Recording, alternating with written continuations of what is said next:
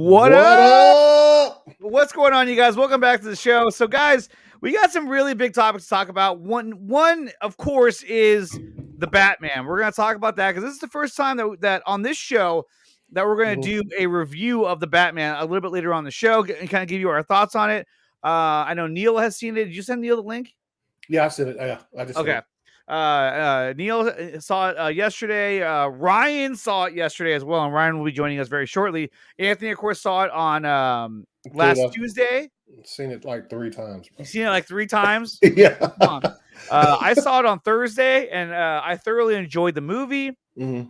There's a couple things that kind of bothered me about it, but they were just so little, small, nitpicky things that. Yeah. Overall, though, the movie was great. And so when everyone else gets here and Allie gets here, Ryan and all of them, we are going to go ahead and go into a full spoiler breakdown review of Matt Reeves' The Batman, starring Robert Pattinson. On top of that, we did have some other news that dropped recently concerning a Toby Emmerich on a new plan that he wants to do for WB Pictures as a studio, a direction they want to go in, which I thought was kind of funny. But before we do all of that, let's say what's up to the chat. We got Fear Jason in the chat. What's up, Fear Jason? What up? Let me get this going here. There we go. And we got I'm over here in like the, what do you call it? All the drops. We got Anthony Beltray up in here. What's up? We got Steve Hassan right off the bat saying hashtag great take Ryan. I mean, if Ryan's here, say when he gets here because he loves hearing that shit, man. We got Axel Droga in the chat. What's up, Axel? What's good? We were so hyped for Jason, but why not say it again? Andrew Casali saying, "Let's go." What up? And speaking of Andrew Casali, one thing that we are going to do later on is we are going to compare the different characters of the Batman series that we've already seen. So we're going to compare the different Alfreds, compare the different Batman, the actors who have played Batman, and some of the villains as well. So that's something that we're going to do a little bit later in the show after we give our review. We'll start breaking down who's the best Alfred, who was the best Batman, who was the best villain. Just different questions when you're comparing Batman to Batman. So it's going to be a lot of fun. Definitely stick around for that. It's going to be a lot of fun. We got Paul Smith saying, "What's up, gents? Hope you're all good. We are great. And I'm glad to see you here so early as well. That is freaking awesome." We got Abel Vidalis saying, "What up?" We got Niner for life. What up? Niner for life. No. Not me. Say, hey, Nick, my Batman is Michael Keaton. I'll defend him. Okay, well, from the chat, you can do that. And I know you're a huge Michael Keaton fan and a very passionate fan as well, Andrew, so I'm very happy that you're here and joining us for the show. We got Venom Hernandez saying, "What up? Let's go!" Let's go. And on top of that, he dropped some of those nice, cute, beautiful-looking fire emojis. It's fire. Fire emojis. There we go. And he's saying, "Oh, hey, Anthony." What up? We got Jesse Allen in the chat. Good supporter. He's here to help out. We got Lucas Ironside saying, "What's up?" What up? Let's see who else we have here. Ryan is stuck he's stuck in the Matrix. I don't know where the hell Ryan's at. I don't have access to my phone right now, so if anyone's calling me or texting me, I am not going to answer because my son's watching Encanto from my phone on the TV. So that's gonna do it for that. Yeah. Jason, my man. Oh yeah, he's the shit, man. Right now I'm drawing Batman's death from Darkseid. Nice, right on, Axel. So let me lower this a little bit. So here's the thing. When it comes to articles lately, I mean, man, look, I know the Batman has been a great success, and it's like, hey, it's been doing great. It's gotten great reviews. But it doesn't mean that leads to everyone's success. And here's Ryan. He just popped in. He's not ready. What are we talking about? What we're talking about is some breaking news that I want to talk to you guys about. Breaking news, eh? Yes. Yeah. Well, I mean, I wouldn't say it's breaking news because it came out the other day. So we will skip the breaking news banner. All right. Well, but we're going to go right to it. So basically, Toby Ayer came out and said future DC films will be a filmmaker driven like the Batman. Now, to me, this is a bunch of bullshit. I think he's saying it's this. some sideshow Bob talk right It here. is. He's saying this because he's trying to save his job. Yeah. He's trying to save his job. In 2018, when Matt Reeves told him that I will quit this Batman if you get overly involved with this, I think he was like, oh, he used that as an example of like, see, I've changed. But in reality, dude, you haven't changed. You're still the same person. You still made the bad decisions that you have made. It's up to them to hire, to keep this guy on. I would imagine he's going to get fired because, I mean, when you got a merger, you want to bring in your own people to help run the company. It's going to make you and the company money. Yeah. But by saying this, by coming out and saying this, by saying, where is it here? Quality is the most important factor for a studio. He followed up by saying, the biggest thing you can do to influence quality is the filmmaker that you hire. Now, this sounds like this guy's a big fucking double standard. It's weird hearing that from him. Mm-hmm. And then down here it says the secret to the movie business is quality. Okay, hold on. It's the best business strategy for both theatrical motion pictures and superhero movies.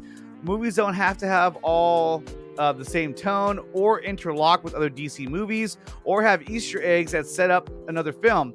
Quality is the most important factor for a studio, and the biggest thing you can do to influence quality is the filmmaker that you hire. This would have been awesome to hear this if this was back in like 2016. Yeah, exactly. But it's not. It's in 2022, and unfortunately, in my opinion, this guy has made too many mistakes to continue to run this company. Anthony, what do you think about Toby Emmerich's recent statements about? Did he do it? Director how big were the shoes that he had on when he was talking? But he fucking seriously like this big red fucking dude. Shut up! Just shut the fuck up. He's the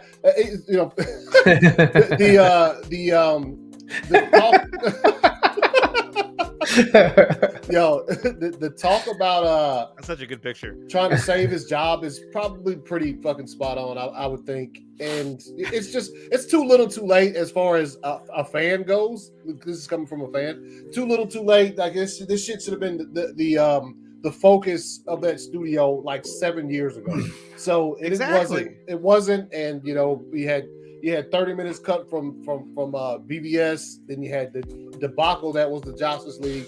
And now you got this shit. Him coming out here saying that whatever. I guess Matt Reeves fucking told me, yo, bruh, not gonna make this movie if you continue. If you're gonna meddle, so get the fuck out of my face. So, Drogo, get the fuck out of here, bro. Drogo, what? Yeah, Drogo has gone to troll mode. Yeah. Ryan, I know you just got here, but what do you think about the statements from Toby Emmerich? Do you trust Toby Emmerich, or do you think he's full of shit and trying to save his job? I don't think he's trying to save his job. I think he's trying to save his reputation. With wherever he goes, okay, whatever job he has. Oh yeah.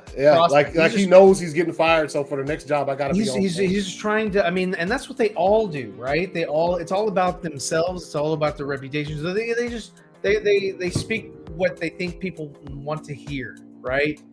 And that's all he's doing. It's just it's fluff.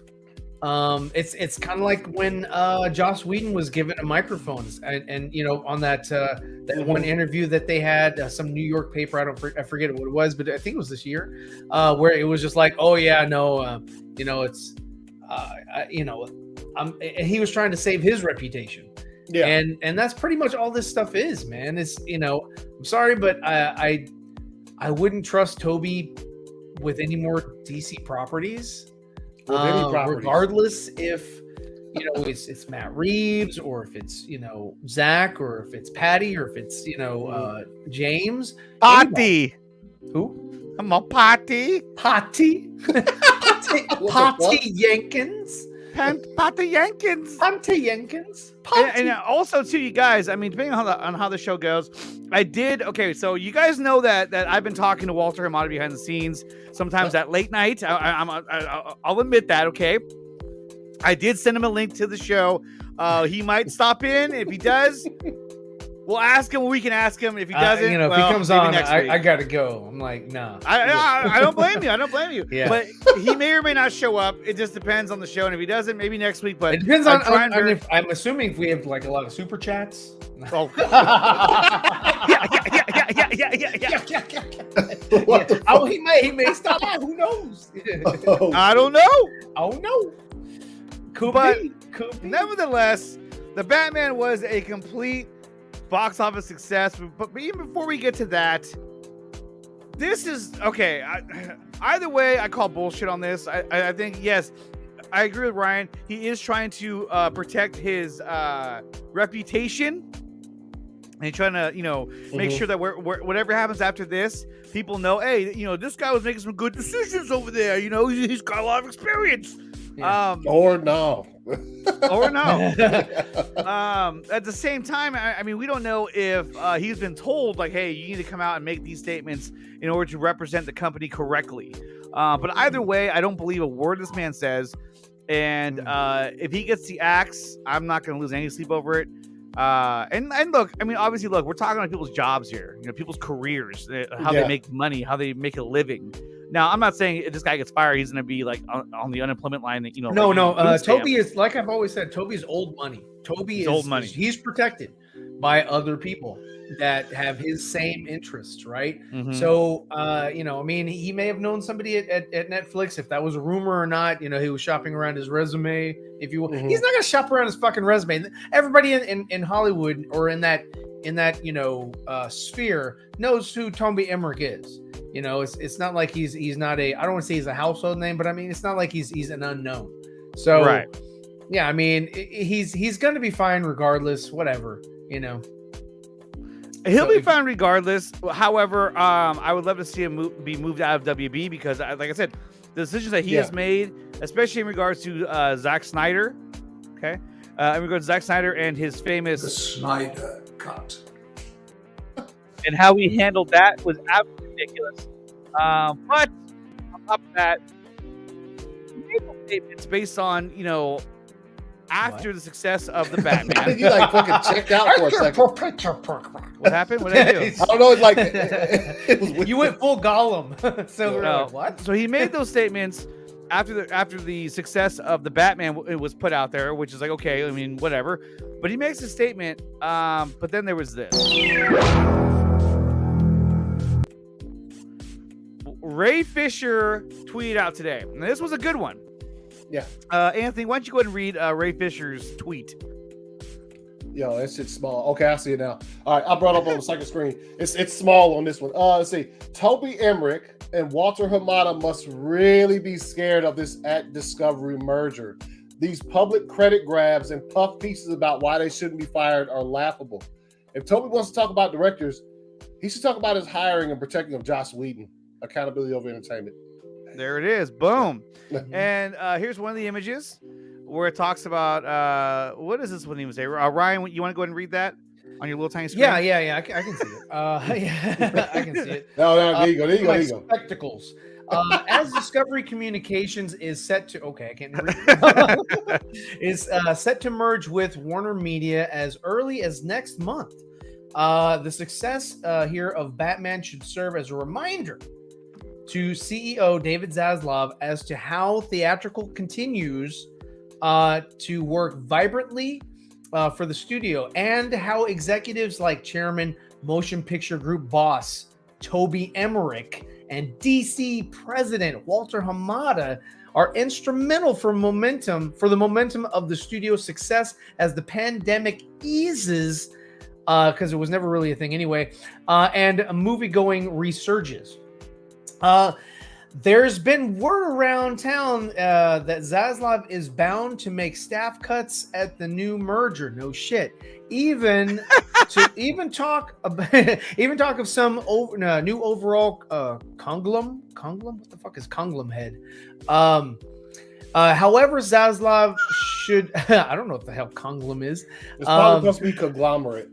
Conglomerate? Okay. Yeah. Abbreviation. Thanks a lot. However, Zaslav should be cognizant that when it ain't broke, you don't fix it. But that shit's been broke for years. So there better be some fucking fixing. Let's keep the Warner Brothers theatrical machine going as it sets the table for other spinoffs, such as Reeves' upcoming Penguin series, his Catwoman series, his Gotham PD series. I mean, and the list goes on series to make waves on streaming service HBO Max. Back to you, Andre. Wait, hold on, but there's more. Oh shit, there's more. Batman was one of Emmerich's first priorities in his promotion at Warner Brothers. No, it wasn't. That's a lie. Yeah. In addition to getting Joker greenlit, he didn't want Joker greenlit. That's why it went to New Line and not Warner Brothers. Exactly. At the time of Emmerich taking over Motion Picture Group, Patty Jenkins was in post-production of Wonder Woman. Zack Snyder was in post-production on Justice League, and James Wan was shooting Aquaman. And Todd Phillips was writing the Joker. And that's from Deadline. That's from Deadline. Wow, that's interesting. So whoever wrote this, I mean, definitely was trying to protect. Hey, make sure you like and subscribe. Yes, nice. They came on my show, and thank you so much. Yeah, they're coming all over the place. Thank you so much. Hey, ladies. Yeah, so Hey, ladies. online strips clothing, hey, it sounds good to me. So definitely XYZ. Then you got this idiot. Come on. I mean, what's Ver? I mean, come on, get the fuck out of here. I mean, for your information. They're a part of the agenda. Exactly. They're a part of the agenda. That's what it is. Okay, so look. Agenda 2030. And so what he's saying is that there's these pieces here that are basically kind of trying to make them put them in better light. Yes, like, hey, these guys are working their tails off. They've done some crazy things. It's great. Yeah. They're movers and shakers. They're getting the job done. They're not. Yeah. And I mean, look, when you look at the WB slate, or I should say the DC slate, because that's what we talk about. Look at it's like HC.XYZ. They're from Toronto. They're Canadians. They're taking over. Canadians. So instead of .com, it's .xyz. Really? .xyz. XYZ.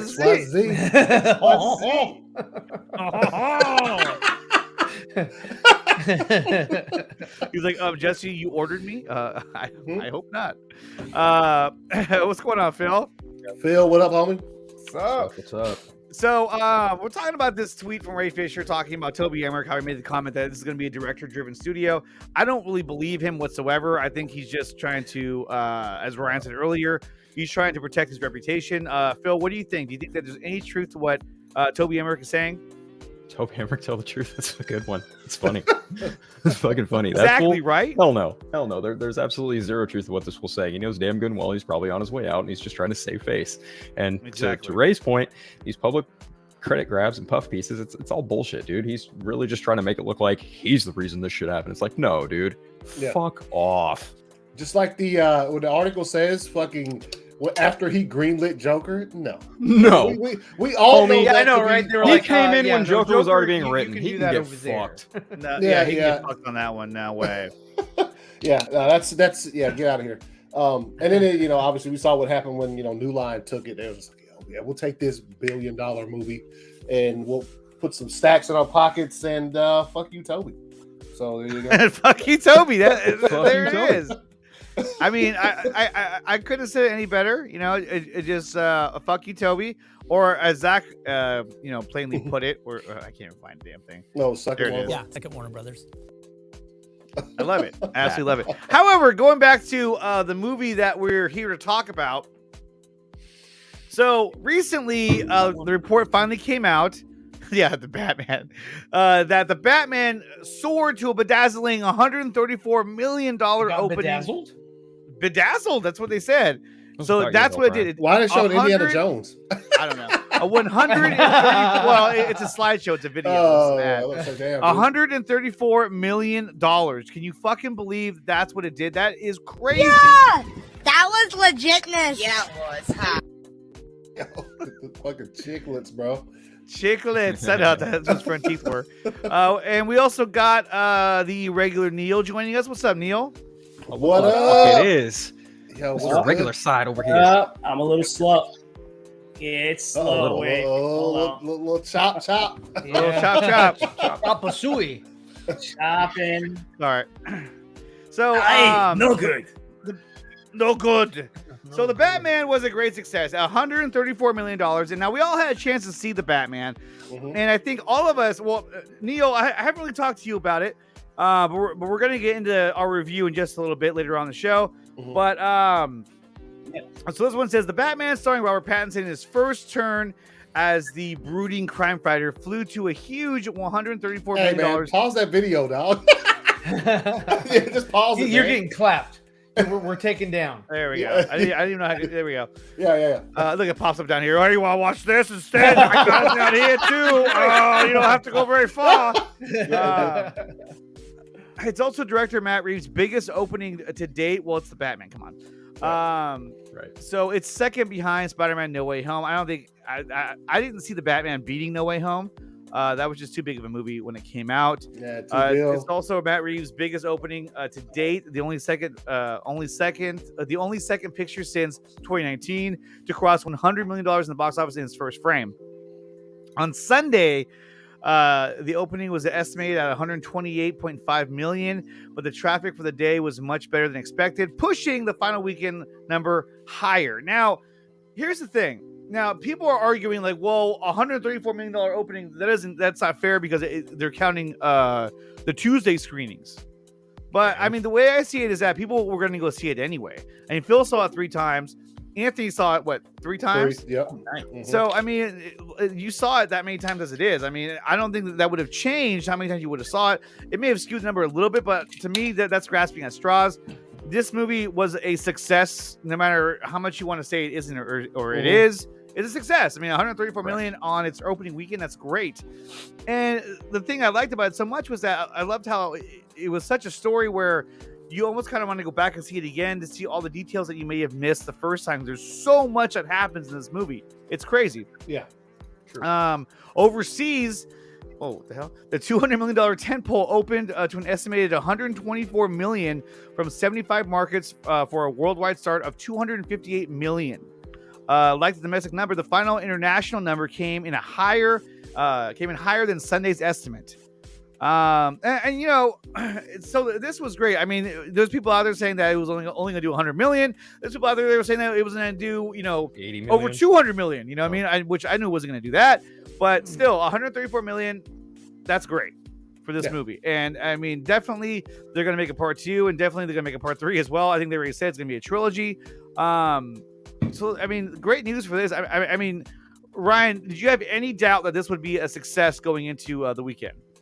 No. I mean, and like I said, with this movie here, it's going to have legs. People are going to talk about it.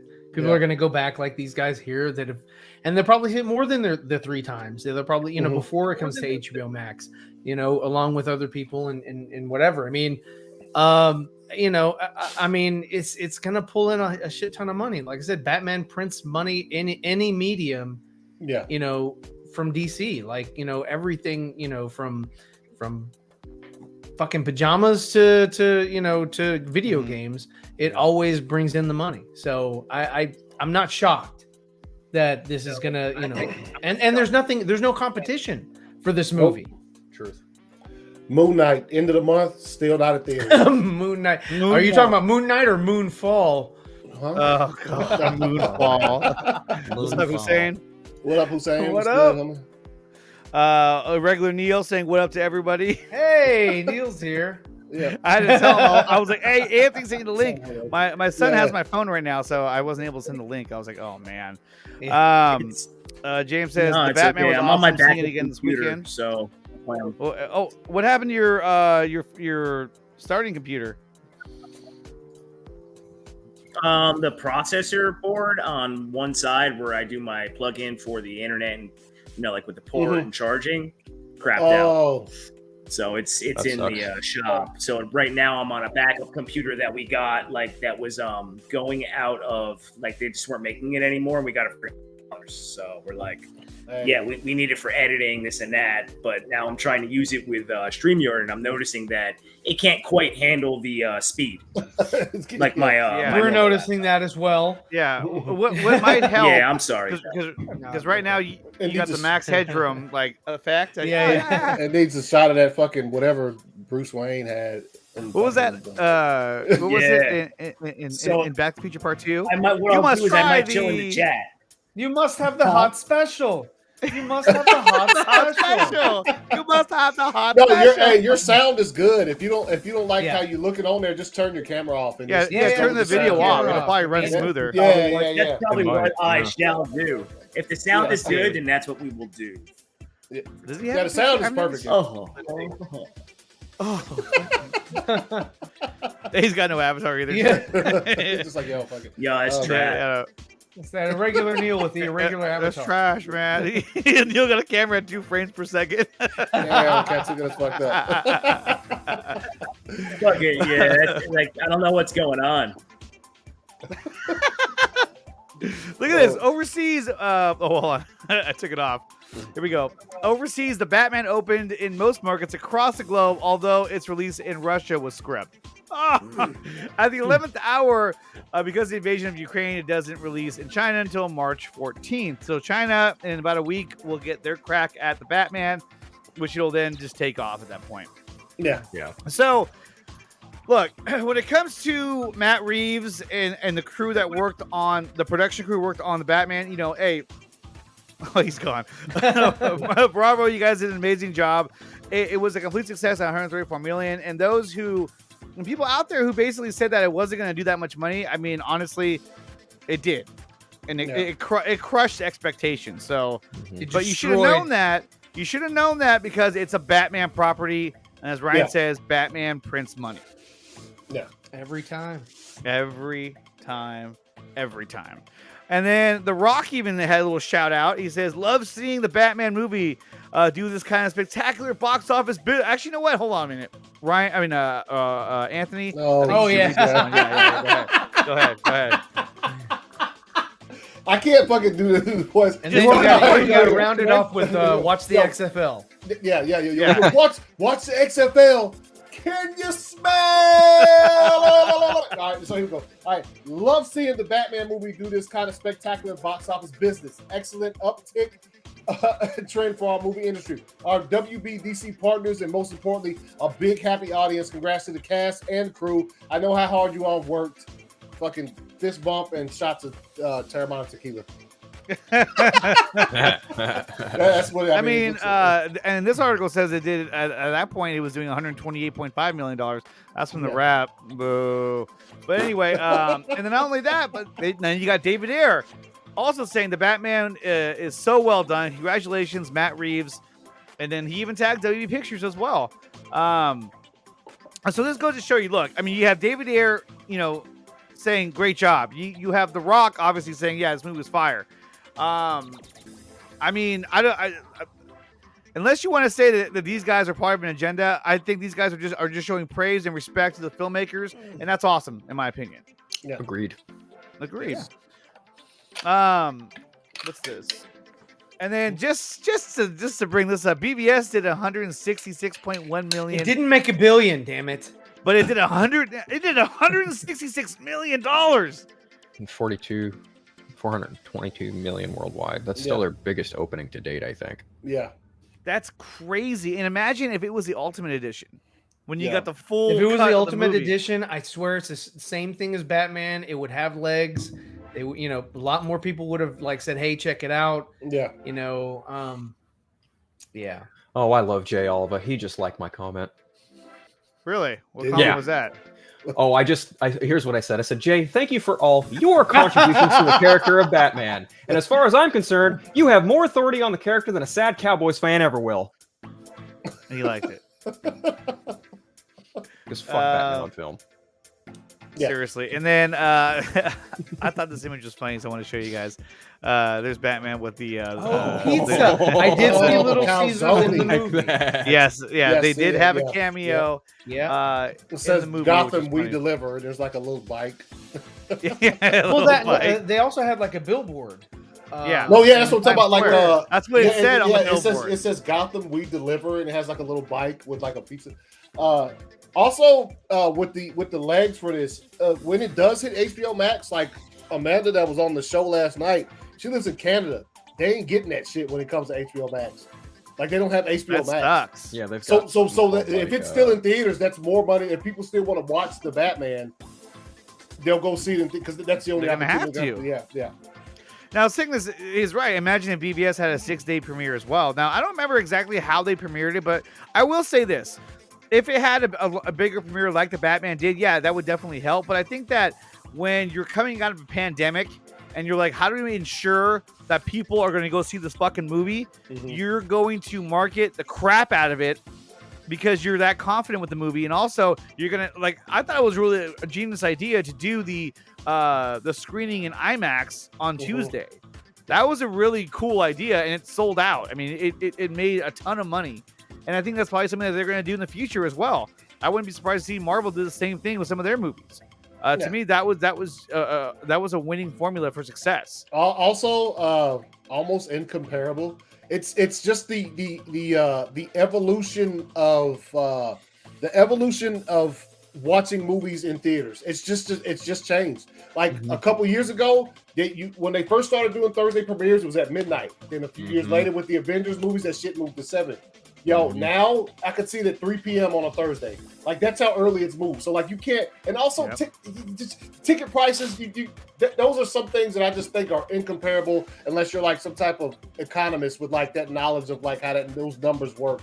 Because it's the same thing as you look at a ticket that somebody paid to watch Star Wars in 1977, as opposed to how much you paid for a ticket to watch The Force Awakens. It's just massively different, bro. And in just that small year's time since BBS has come out, the ticket prices are different. They just are. And it's almost by a few dollars. And I do agree that Doctor Strange, I don't know if he'll do Endgame level, but Doctor Strange is going to tear it up. Yeah, it's going to fuck it up. That's going to be like the next big movie coming out. Actually, it won't be as big as Spider-Man, but it'll be pretty big. It's going to be as big as Spider-Man, I think. You think it will? Yeah, I think it's going to be as big. I don't know. I think it'll be big, but I think it'll be under. I think it'll be as big because, well, I think that when it comes to Doctor Strange, you just had Spider-Man. Now when you have Doctor Strange, I feel like the big tentpole MCU movies have become an event type of seeing where it's like, hey, I have to go see that because I know it's going to be fire. Right. Until MCU drops a movie that sucks, everyone's going to go see this. Even the normies who don't really care about this will go see it. You know, it's funny. Like I feel like the MCU is now like in its own. You've got two categories for the MCU. You have your like typical MCU film that's kind of more solo based, like Black Widow, Shang-Chi, and then you've got the more bigger event stuff that, you know, kind of feeds from prior characters and their sequels, i.e. Doctor Strange and Multiverse of Madness, Spider-Man No Way Home. And now, you know, after Doctor Strange, we're going to have to gear up for Thor Love and Thunder, which in its own right, I think is going to be a big movie too, with how stacked that cast is. I mean, for God's sakes, it's got Christian Bale in it playing Gore the God Butcher. And Christian Bale is become a name. Like he can pull people to get into seats. And even Doctor Strange, I feel like there's going to be a large fan base from the X-Men side of things just going to it just to purely see that reprisal of Charles Xavier in the form of Patrick Stewart. And that's just one surprise we don't even know about. That's just one surprise we know about on top of the stuff that we don't know about. I wonder if in this one he'll have to pee. He might. I have to pay. Yeah. But no, he's like Doctor Strange. I have to pee. When it comes to them, they pick the Snyder cut.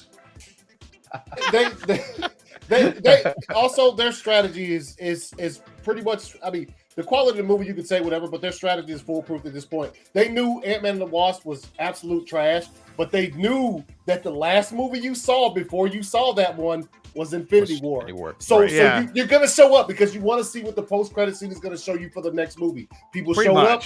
Yeah, they did it again with... Well, it's the same thing with Captain Marvel.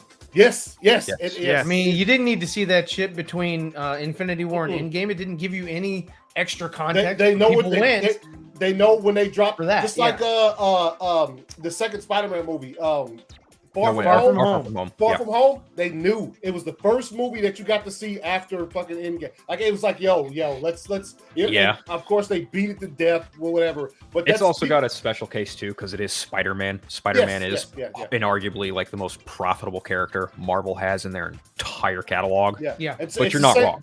It's the same thing with this. You saw No Way Home. It was excellent. You loved across the board.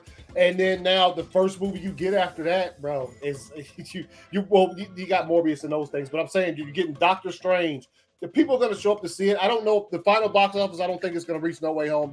No Way Home just hit too many points at such a high level. I'd be genuinely surprised if Doctor Strange hit $1 billion. I'd be genuinely surprised because I think the first one only cracked after its total was like 600 million. Yeah, 600. Yeah, something like that. Yeah.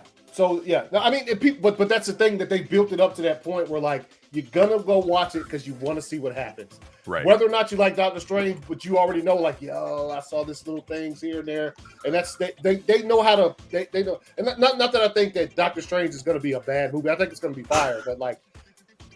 Ant-Man and the Wasp is one of the most genius moves I've ever seen with a movie that they probably knew was not good, and they were just like, "Yo, but if we play it, it's the first movie after Infinity War." Well, yeah, they knew everyone's gonna go anyway. Like, let's go, get in the car. Had that movie released in like November, I feel like the weight of Infinity War might not have impacted that box office as much as it did. That movie came out literally like a couple months after in July, I think. Because Infinity War. The only tease you got was them fading away. I was like, bro. Yeah. All that for that? Damn it, you know? It's like you guys. Sorry about that. So this just got sent to me. We analyzed the Oscar fan series. This is from Diesel Labs. I don't know. From Diesel Labs. They must to work March 2nd, and found that Army of the Dead was the front runner, followed by Cinderella. Nice. I don't know how real this is, but if that's the case, it's winning if they're correct, which would be awesome. But I don't know if I believe Diesel. Also, if this is before though, it's just some false shit. They have an official logo. It's really put together well. So because they say that the top 3 Oscar ineligible movies to get votes, obviously number 1 was Diesel Labs, bro. I don't know what they do. I don't know what they do. Who's Diesel Labs? But Gregory, do you know who they are? Oh, damn it. Let's see. Lewis Hawk says in the MCU we trust. Okay, here we go. MCU was smart. Okay, they're not paying attention. Okay, so Diesel Labs. And then Katsuga says, "Be gone, bot." If this is true, I really hope it is that Army of the Dead is winning this thing, because that'd be awesome to have Zach's movie be put up there. But I've also heard that Spider-Man No Way Home is winning this, and I've also heard that Cinderella is winning this. So I don't know. I don't know what to believe, and I don't know if they're using the same metrics that they're using. You know, the Oscars. But I do agree with this wholeheartedly that number 1 ineligible movie is Zack Snyder's Justice League. I mean, come on, that's pretty obvious at this point. Yeah. So, guys, we've reached a point in the movie. We reached a point in the show now where we're going to talk about a movie that came out this weekend, which is The Batman. Now, we've all had a chance to see The Batman. Even Ryan, who said that he wouldn't see it until it came out on HBO Max, had a chance to see it and took the opportunity and saw the movie. So, we're going to talk about this movie a little bit. Guys, I love this movie. I gave it an 8 out of 10. I thought I did a really good job. There were a couple of things that were kind of stupid, but they were so small and insignificant that I don't think it made a difference on the overall film. Real quick, let's go around the horn, and you guys give 1 out of 10 what you guys gave the film, and then we'll go back over topics again. So, Ryan, what did you give The Batman? I'll give it an 8. An 8? Yeah, I'll give it an 8. That's pretty generous, all things considered. For you, I mean. No. Okay. Oh my god! I mean, there were some things that, of course I didn't like, but whatever. It was a good. It wasn't wasn't that bad. Just chill, man. But there were some things you didn't like. Yeah, there were some things I just didn't sit well, But I mean, it didn't ruin the movie, for me. So. Okay. I'm glad you. Anthony. Yeah, probably about 9.5 out of 10. 9.5. Damn. Yeah, look. It's. Oh my god! It's also one of those things. I've talked about it like the past week. Been conversating about this movie. Oh right, yes. Check out my review on my channel. Oh god. I didn't get a chance to watch some of it. I saw some of it. But it's nearly perfect for me. Like there's a couple of weird things, but there's nothing that I could just sit there and just be like, oh man, it just ruined the experience for me, bro. Yeah. There's none I of agree. that. I agree. There's none of that. So Okay, and then Phil, how about you? I'm with Anthony. I think we're on this pretty much the same page. 9.5 out of 10. There's really just one thing in the movie that really doesn't sit well with me, but outside of that, I didn't like it, but I was like, I didn't not like it either. Yeah. Even the laugh, I was like, because I was listening to it as it was going, and I was like, yeah, I'll be right back. It's not great, but it's not bad either. I was like, okay, but I didn't like the way he looked. It wasn't even so much that for me. I think after seeing it 3 times and still just coming to the conclusion that is the one thing for me that I was like, it's just kind of I personally, just after hearing like what the deleted scene was, I'm just like, you should have put that in the movie. I think that's the reason why it was taken out, because they might be recasting this dude. And if you put that scene back in, it would imply a larger roll down the line. Right. You're right. Yeah. And if they do, they do. They don't. Who knows? Because I'll open it for you. I'll be right back. I think Reeves even said that like he doesn't even know if he's going to use that character going forward in another movie. That does not mean that he can't show up in the Arkham Asylum show or whatever. It was underwhelming. Just that whole interaction. It seemed like it was shoehorned in. It seemed like it just wasn't a part of. But that's because the other scene wasn't there to sort reinforce of reinforce it and give it more context or whatever. It was just kind of like, okay, so why? I think we're talking about the cameo. Yeah, I think it's cool that. Are we doing spoilers or not? Oh, this is full on spoilers. Yeah. So the Joker was not great. Honestly, I think it's cool that he utilized all 4 of the initial villains from the initial 66 movie. I think that's a cool way of doing it. Yeah. But even still, on the whole, I just think that last scene didn't quite service the story as well as the other deleted scene could have. Well, here's the thing. The deleted scene would have given the characters more depth, especially going into a sequel. But I really feel like, and it's a director's choice. It's Matt Reeves' choice, but I really felt it's a director-driven studio.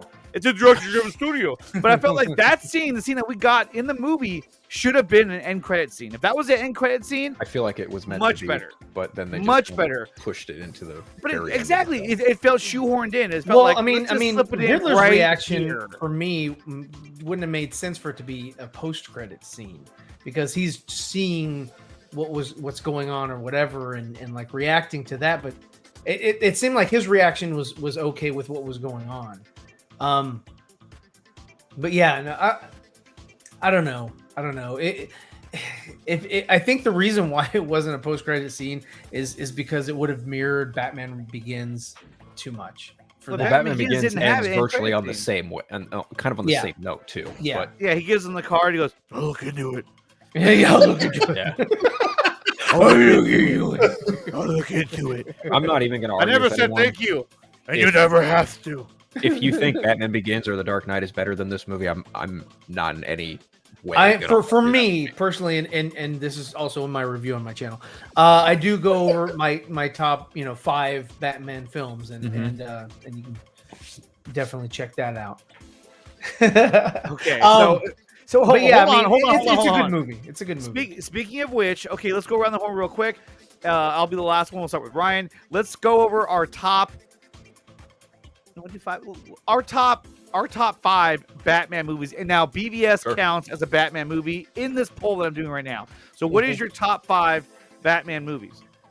It would have to be Batman Begins, and then BVS, and then the Batman, and then the Justice League, Zack Snyder's, and then Batman '89. Okay, and everyone in the chat, list your top 5 Batman movies in order. I want to hear what you guys have to say as well. If you're watching this as a replay, leave your comment in the comment section below. What was your top 5? Batman '89 and Mask of the Phantasm are interchangeable. Wow, number 5. Yeah, top 5. Okay, Anthony, you go. Shit. I had debated shit. No, I'll go. I think BVS for me was kind of game changing with with Batman the character as far as that with Ben Affleck. Yeah, I'll go BVS, and then the Batman. Batman Begins it's fire. And then oh man, that's a hard one. Batman 89, because that's seeing it as a kid was absolutely fucking incredible. And I'll go The Dark Knight, man. And it also, Mask of the Phantasm is could easily take all of those spots, because that's the first time I saw that great shit. Batman film. Yeah, it is fucking fire, dude. And technically a theatrical release too. Yes, it did. It wasn't supposed to. Mm-hmm. Yep. Okay, Phil, what about you? Well, my first three are kind of a three-way tie, but the order I have them in are Zack Snyder's Justice League, The Batman, Batman vs. Superman, Dawn of Justice, and then after that is Batman Returns, followed by The Dark Knight. Wow. Nice. Nice. For me, it's BVS, and then after BVS, it would probably fall to Zack Snyder's Justice League. I just love his take on the character. Then the Batman Begins, and then finally would be The Dark Knight. And then after that would fall like 89 in Batman Returns, and then so on, and then Forever, and then Batman and Robin. I actually have Batman Forever ranked higher than Batman 89, but they're literally right next to each other. So it really doesn't matter that much for me. As a kid, I actually watched Batman Forever probably more than I watched Batman 89. I ruined my Batman 89 VHS tape because I watched it too damn much. You watched it too many times. Yeah. That's it would literally, after I was done watching it, it would go into the rewinder, and then I would put it back in the in the VHS, watch it again, put it back on the rewinder, and the film just couldn't take that much. Yeah. Batman Begins, right there. Look at that. Nightmare for Life. So Batman Begins. Yeah, there you go. Andrew says Batman 89. Venom Fernandez, Batman Begins. Batman Begins is a really good movie. It's an awesome no, take Batman on Begins is fire. It is. I said that. Let's see. Batman and Robin is the top on Dawson's. I know. That's BVS, CSGL, and that's it. And that's it. That's all James has to say. He's like, it's BVS, ZSGL, and that's it.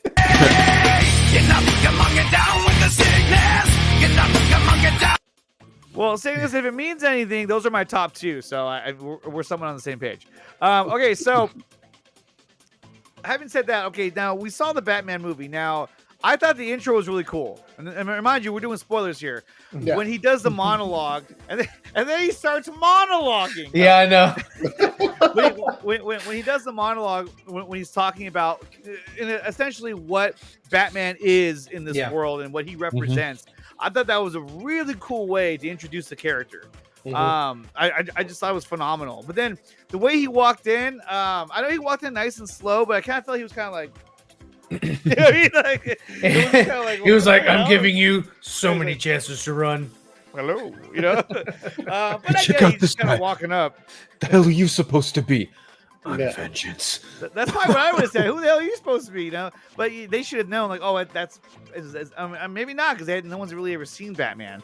Not everyone has seen Batman. So he said it. He was just like, yo, I can't be everywhere. I like the that thing line. I liked most about it. The thing I liked most about it was the darkness. Yeah. Like could he be there?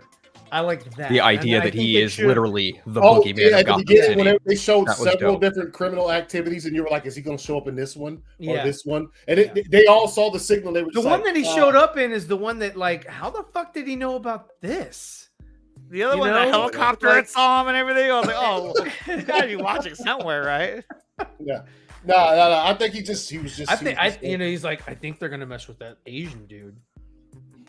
This is the one. Who knows? He probably seen him fucking punch that dude at the park that they were looking at on the cell phone. They were like, "Oh, you fucking." That would have been cool if you had seen him sort of in the background, like he's like he's just kind of peering over, like looking for that. You don't notice him, but he's there. That would have been pretty dope. Like, okay, I get it now. He was following them. The next time I watch that shit, I will be looking for that. That would be fire if you see it. I would be anywhere at the park watching that. That'd be dope. Yeah. But I like how it basically described how basically all criminals feared him in the shadows, and they all had a shadow that they would look at and like kind of freeze up, like, oh my god, is he there? Is he there? Is he there? Like the guy had the spray paint bottle and it rolled in the shadow. He was not going to get that spray. He was not going to go get it, and then they end up running off. Like, let's just get out of here, forget it. And I like that basically, like, that's what he represents now. You know, he's instilled that fear of the darkness in those criminals, you know. And I thought that was so badass. And then even the opening fight scene, I mean, he gets hit a few times, which I liked. I was like, oh, good. He's not just like, you know, it was you a don't good touch choreography. me. It was a good fight. He got shot. I like point blank. watching it. Yeah, and he just took it. It was nice. Yeah. Now some people would say that that they wanted more of an origin story for this Batman. They wanted to see more of where he came from. Now, to me, I actually like the fact that it kind of jumped into a year 2 Batman, like right off the bat, and you just kind of he's Batman already, go. Well, that's one of the things I like about Batman '89 is that he's already doing his shit. Yeah. And the thing too, that's a huge step for Batman '89 because there wasn't a Batman movie out there, so it's kind of like after so many years of not seeing Batman at all, he decided, hey, he's already Batman. Fuck it. Yeah. You know what I mean? Yeah. And then we'll just intertwine his origin story, and then I'll twist it to have the Joker involved with it. Yeah. But and that's what I was thinking. I was like, wait, in this universe, that means that Batman and the Joker was year 1.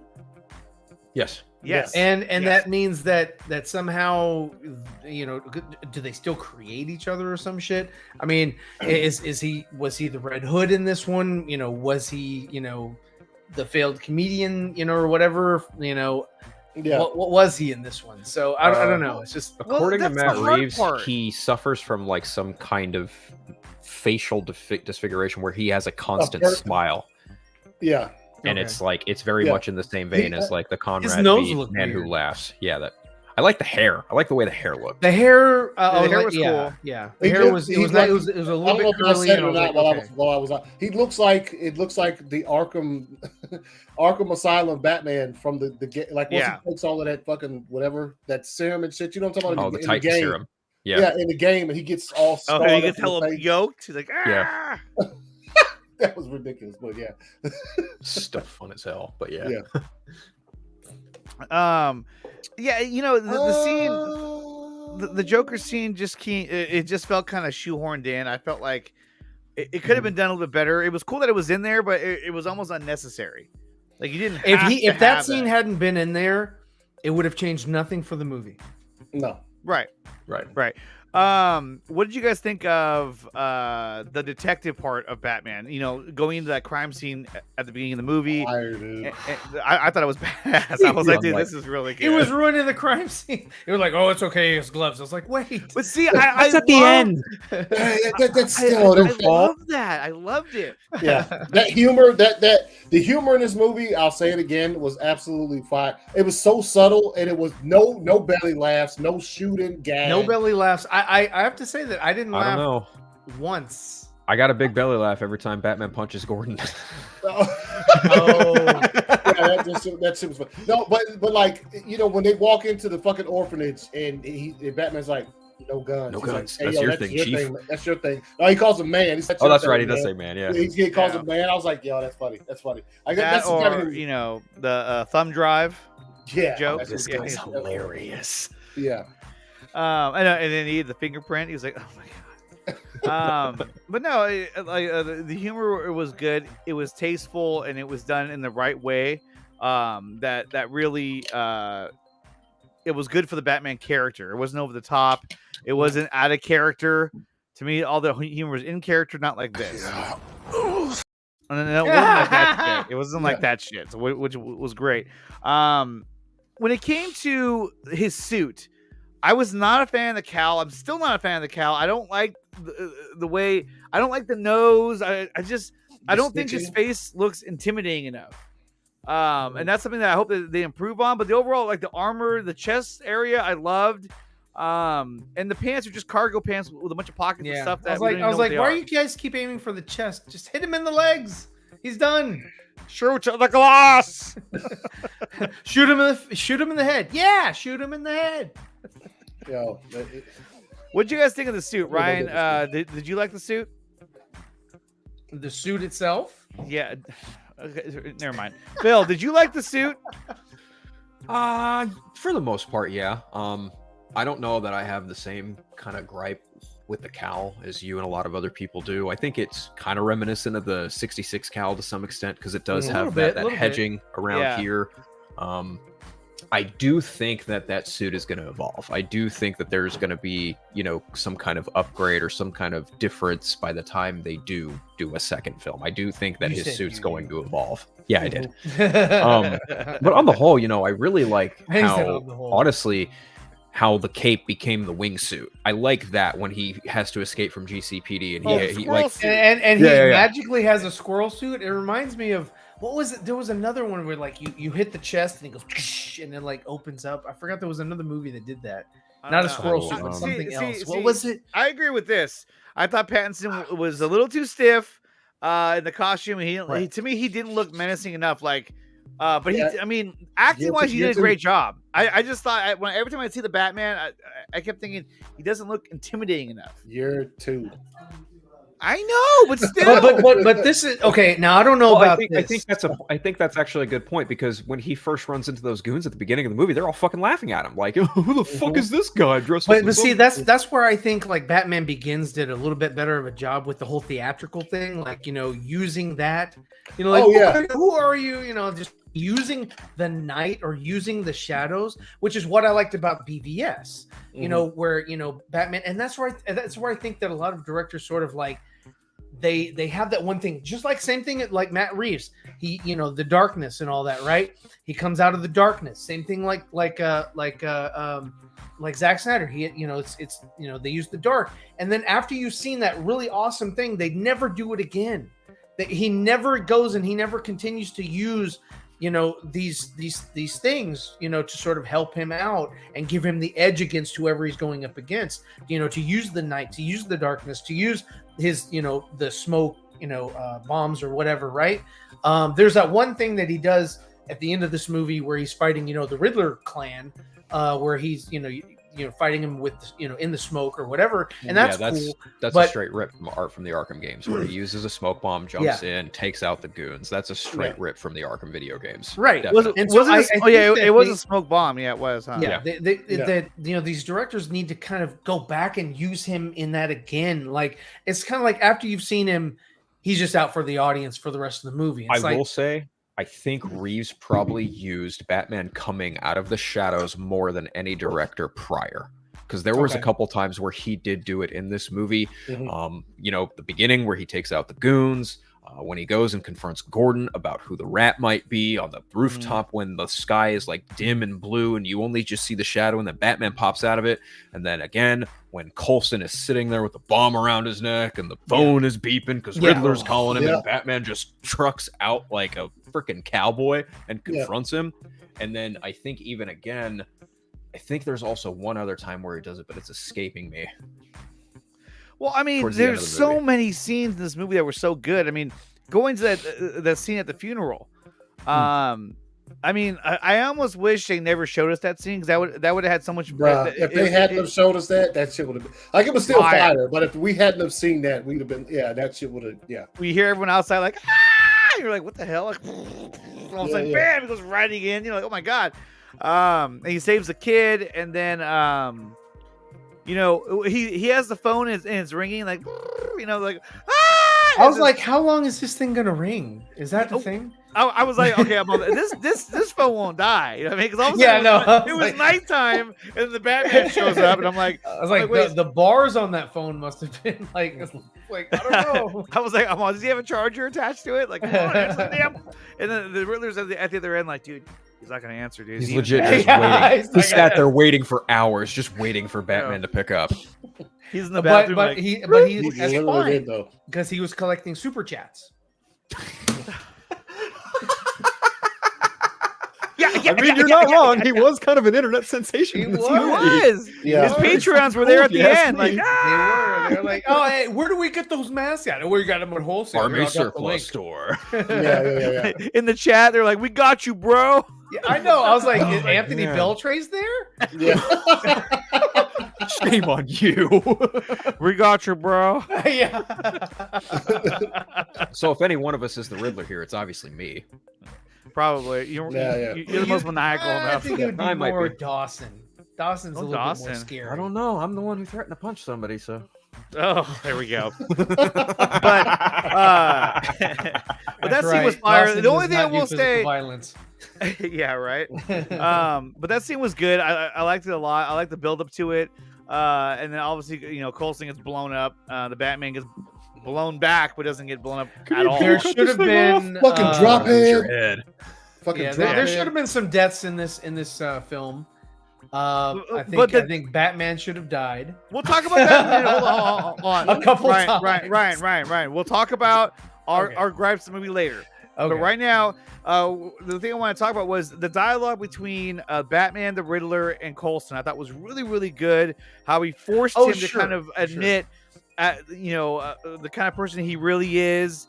And then, they said, "Who are you protecting?" He's like, "I can't say," Yeah. I can't even stand up. I can't say. I just think he'll kill me. I was like, I need friends. I You guys need remember friends. the last time Peter Sarsgaard was in a comic book movie? Green Lantern. Green Lantern. Yep. Mm-hmm. He was Hector Hammond. Yeah. And now he's the DA of Gotham. Well, he was the DA. He of was. yeah. Speaking of which, they're I going don't to know. need a new I mean, DA. in comic book movies, I think he survived somehow. So. What's up, Kevin O'Dog here? What's up, man? What's good? What's What's up? good? David Ayer loved the Batman. He did. What's up, Polo Kwan? SK up in the chat. He just showed up a few minutes ago. So that interaction I loved. So that I was all for. I was a little surprised about how little I felt, at least how little Andy Serkis's Alfred was in this movie. I thought he'd have a much stronger presence in the movie, and really he had a bunch of scenes, but that was about it. I didn't think he was a really that huge part like Alfred has been for Batman. Oh yeah. Andy Serkis, yeah. What did you guys think? Did you guys think that he got enough screen time, or for me, I was surprised. I thought he was going to get a lot more screen time than what he got. I think as far as the story they were trying to tell, it was perfect because I think you saw him come in a few times, and Bruce was hella cold-blooded to him. Yeah. And then at the end, they had the hospital scene, which was fire. Yeah. Where they kind of like sealed all of those wounds, I guess. Yeah. There was like. Yeah, he gives him a couple links. He's like, "Oh, you're a Wayne." He's like, "Your daddy gave me those, though, bro." Oh, he shut him down hella hard. I was like, "Oh." He couldn't say. He's like, "Oh, he did. Did you not give it back?" He's like, "What? Nothing." Yeah. Nothing. I thought it was perfect. I'm sure he'll. I mean, I don't know. Like they didn't explain why he's with the cane. Maybe he had a recent injury or something. I don't know what that is. I know he said he taught him how to fight and all of that shit. So maybe next time we see him, he'll be closer to the Alfred that we're used to, where he's dealing with the technology. I think after this one, their relationship would thrive. Because the chip on Bruce's shoulder will be gone. So yeah. They definitely set up to where he's going to be a much bigger part of what Batman does moving forward, and that I liked. And I thought he did a good job. The bomb went off in his face, and he should have died. He probably should have died, but he lived. What did you guys think of Jeffrey Wright as Commissioner Gordon? Fire. Absolute fire. Yeah. He was a good commissioner. He wasn't even commissioner. Same thing like Batman. Lieutenant Gordon. It's fire. It was fire. Yeah. I thought he hit. He played it so well. Yeah. And his conversations with Batman, he will every time he's called him man. He said he said something about trust. He's like, like the way I trust you. It's been 2 years. I don't even know who you are, man. Yeah, it's just like that kind of that dialogue was great. I love it. What's in the box? Oh, what's wrong? One, sorry. I love his delivery every time he says, "Hey, Chief." I love it when he says "Chief." I don't know why. I just do. Kind of like Anthony with the word "man." But man. I love the interaction between them. I thought it was really good. It really felt like I was like reading a graphic novel, or it just felt very natural between the two of them. And their chemistry was. I thought, to be honest, their chemistry was better than Kravitz and really. I thought Wright's and Pattinson's chemistry was far better or far more believable than Kravitz and Pattinson. I liked them, but I thought theirs was better.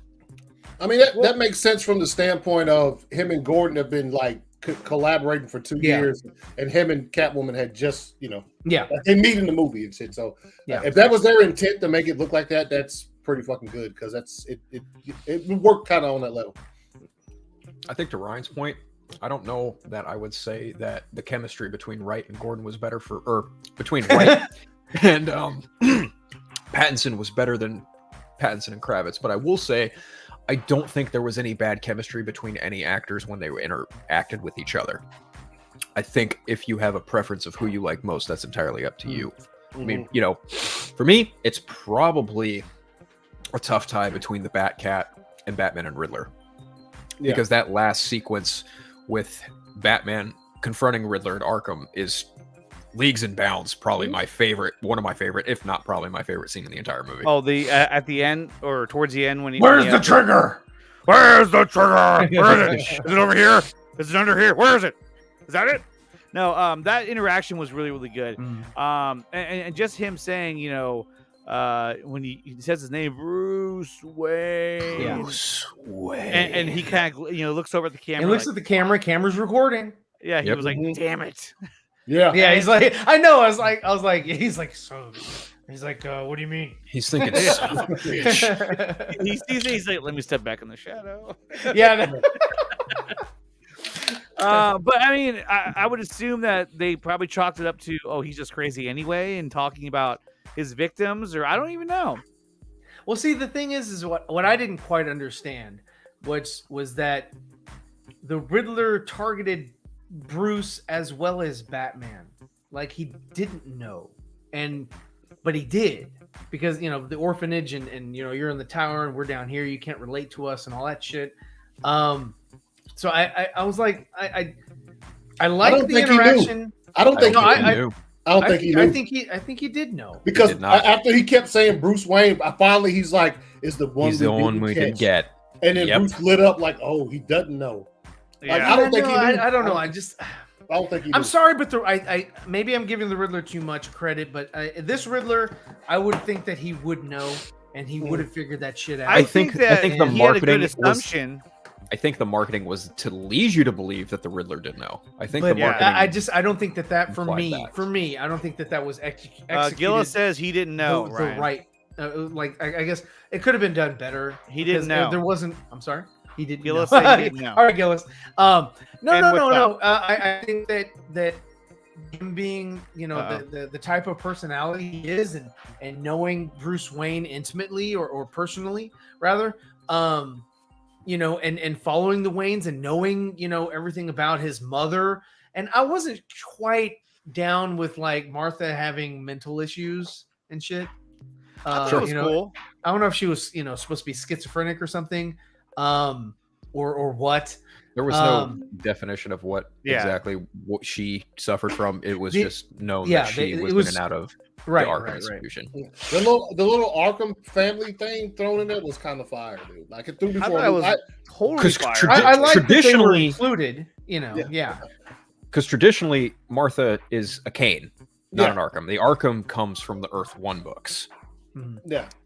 Them throwing that in there, I was like, that's cool. I was like, yeah, that's a wrench in the gears that we hadn't seen as far as live action Batman goes. So I thought that was cool. Well, I think it's just I think we talked about it yesterday on World's Finest. Amanda mentioned it was just refreshing to see just something so different. And I think to have the Waynes not really be these prestigious, perfect icons of what was supposed to represent a time when Gotham City was, really pristine, have them be, more of a real take in that, everyone has dirty laundry, and whether or not you have it come out, you have to deal with said dirty laundry. I didn't mind his dad having dealings with, you know, I mean, yes, I love that, you know, he got the bullet out of Carmine Falcone. Falcone. Yeah, because that's a thing. That's Long Halloween. And that is straight lifted from the Long Halloween. And so I'm down with that. I'm fine with that. I'm fine with Catwoman being related to him. That's cool. I love that. But I just didn't resonate with the whole, like, okay, Arkham and Martha, you know, like she was in and out, she had issues, whatever. I was like, I mean, it's not horrible, but I didn't mind Thomas having some dirt on his hands. Like, oh wow, there's some realization, because I would love for them to go down and show how he's also involved with the whole Court of Owls from his grandfather, you know, and sort of like, okay, yeah, you know, your whole family has, you know, some bad dealings and the reasons why you guys are so important to Gotham, you know, and all that. So, you know, I like that. I didn't like that one little aspect, but it didn't ruin anything for me. I was just like, okay. I think that little bit of dirt that Falcone even had on them even might open the door to his family even having ties to the Court of Owls, because I think a lot of the cast has even mentioned that the Court of Owls is probably going to be the central villain antagonist of the upcoming of the sequel. I mean, I would love to see it. I would love to see, you know, somebody go, you know, physically toe to toe with him, which would be, you know, Talon Lord, and you know, their assassin. So that would be something interesting. You know, not Bane, but, you know, and not, you know, any other, you know, character or whatever that, you know, is physical. I think, you know what, that would be awesome. That's actually because obviously in this movie he didn't have that. He didn't have that dude to fight against at the end of the movie. Yeah, you know no, he didn't. So to see him have that in the second one would be actually pretty fire, because because you want to have him like intellectually, you know, go toe to toe, physically go toe to toe, and also then be a few more. I think we talked about last night, like, I don't want to see the next movie be year 3. Year 3. No. We got to jump ahead like 4 years or something. You know what I'm saying? Like, jump ahead. Like if the next movie is I don't know if they're going to do that though, because I mean, the fact that you had the Joker talking to the Riddler and saying how, you know, basically they're going to start something. I feel like, look, you're going to have an Arkham Asylum spin-off series, right? So to me, it would make sense that it centers around the Joker and about his, you know, what he's doing there. And then his takeover of Arkham Asylum, and then leading into part 2 where Batman has to take on. Just going ahead 1 year. No, I don't think they'll go ahead 1 year. I think that they will kind of like just sort of age up as Pattinson ages up. So like if it's 2 or 3 years. It's before they release the next one, it'll be 2 or 3 years for that. Yeah, so 1 year, the growth. I mean, obviously, you know, we saw him at year 2 in this. It's like, I need to see his growth as Batman and Bruce Wayne. Yeah, I don't want to see the next year. That's just not enough. Because then it'll be a slow growth, and you won't be able to see a lot of change or adaptation or, you know, you know, an arsenal of different things that he's incorporated. You know. Yeah. So yeah, I mean, I would definitely think that it would be just like a couple years. Yeah. Honestly, I don't think we're 5 years away from a part 2. I think we're like maybe 3 years, 2 or 3, because it takes, you know, a year and a half or 2 to crack the script, and then, you know, at least another year to shoot. Yeah. I have my kid here too, so that's why I keep having to leave. Oh, you're good. Yeah, no, we're having a great discussion. My nephew's in the back, and Ryan's frozen. He's like, Ryan's got the KFC Wi-Fi rolling right now. But no, so. Let's talk about some of the gripes. What were some of the gripes that you had with this movie? I had a few, but they're very minor. For one, let's go to the end when the mayor gets shot with a rifle. Yes, I was very happy. She should have died. She should have died. I didn't like that character at all. She's in waist-high water. I was like, that's like Infection Central. And so I was kind of like, okay, but you know what? You have to kind of, you know, number 2, a little bit. You got to suspend it, man. You got to suspend it. Number 2, she was too. Her character was too good for Gotham. I'm like, it needs to be a cesspool that he has to clean up over a long span of years. Yeah, I would prefer that she just died right there. Like she was like a white knight coming in to, like, you know, hey, look, I'm gonna do this, and I'm not afraid of nobody, you know. Yeah, I was like, no, and that's why when she didn't listen to Gordon, she got shot. I was like, there you go. See you later. Yeah, well, yeah. Didn't have a problem with that, but when she did go out there, I was like, you know, I didn't think they were going to kill her at all, but I was like, go ahead and take a bullet because you're about to take one. Like as soon as she walked past Gordon, and he was like, man, I knew it. I was like, okay, she's taking a bullet, and you know, whatever. But after that, I was just like, okay, whatever they're going to do. Obviously not going to kill her because they kind of made her pretty prominent in this movie as far as the future goes. So she is going to be the mayor of Gotham City, and we'll see what they do with that. Whatever. Jeez. Yeah. Next. I'm sure y'all talk about because I know I ran a piss a while ago, but it's just the what? the Joker scene. Just once the laugh started, that's where I was like, oh. I was just like, okay. Yeah. Otherwise, like I said the other day, seeing the Riddler have to deal with failure, like he thought, like he literally says, I thought this was going to go a certain way. So his emotions reacting to Batman, like I liked that. I liked it. Yeah, I liked he was it. in the He cell, was like, he was crying, and he was like really distraught. Like he really thought he was going to win, and I was just like, that's good. That's good. Also, Paul Dano was a fire actor, so that's fire actor. Fire actor. But that's about it. There's not a lot I found wrong with this movie. There's not a lot. It's literally probably that laugh, and then I could just be like, yo, let's go. Phil? Yeah, I think I'm kind of with Anthony in that, you know, my only one real gripe is probably with the Joker. But to your point, you know, you mentioned that getting the mayor getting shot should have absolutely been a little bit more, you know, focused on in terms of like what actually happened to her. Maybe she should have, you know, more damage, whatever. For me, one scene that pops out in that same kind of vein is when the bomb goes, when the bomb around the neck goes off and Batman like gets blown back. Honestly, I feel like that should have done more damage to him. Does that make sense? Like, you definitely his hands in front of his face. Sure. That's one of the parts where I was like, he definitely should have died. He's that close to like he would have been very injured. His mouth would have been fucked.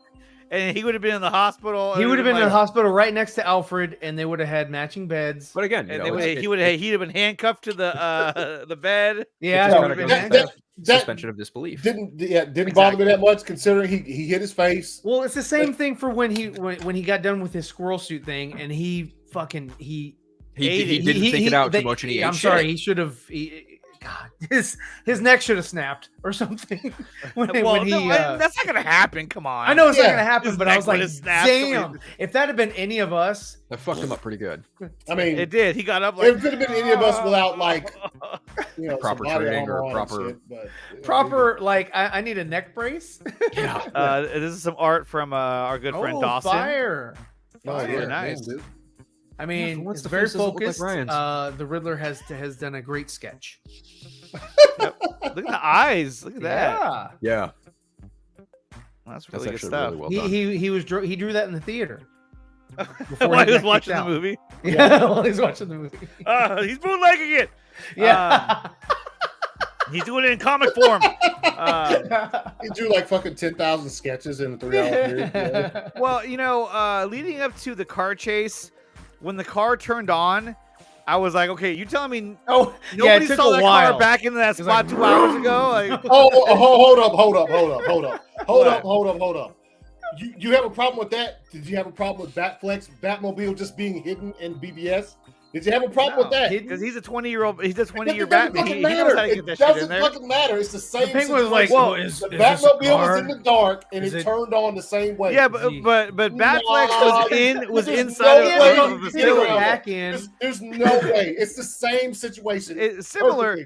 But however, I will say this is that I didn't like how the car like lunged forward, like was like, he was like, bro, test me, bro. And then that's what it was. It was a spook.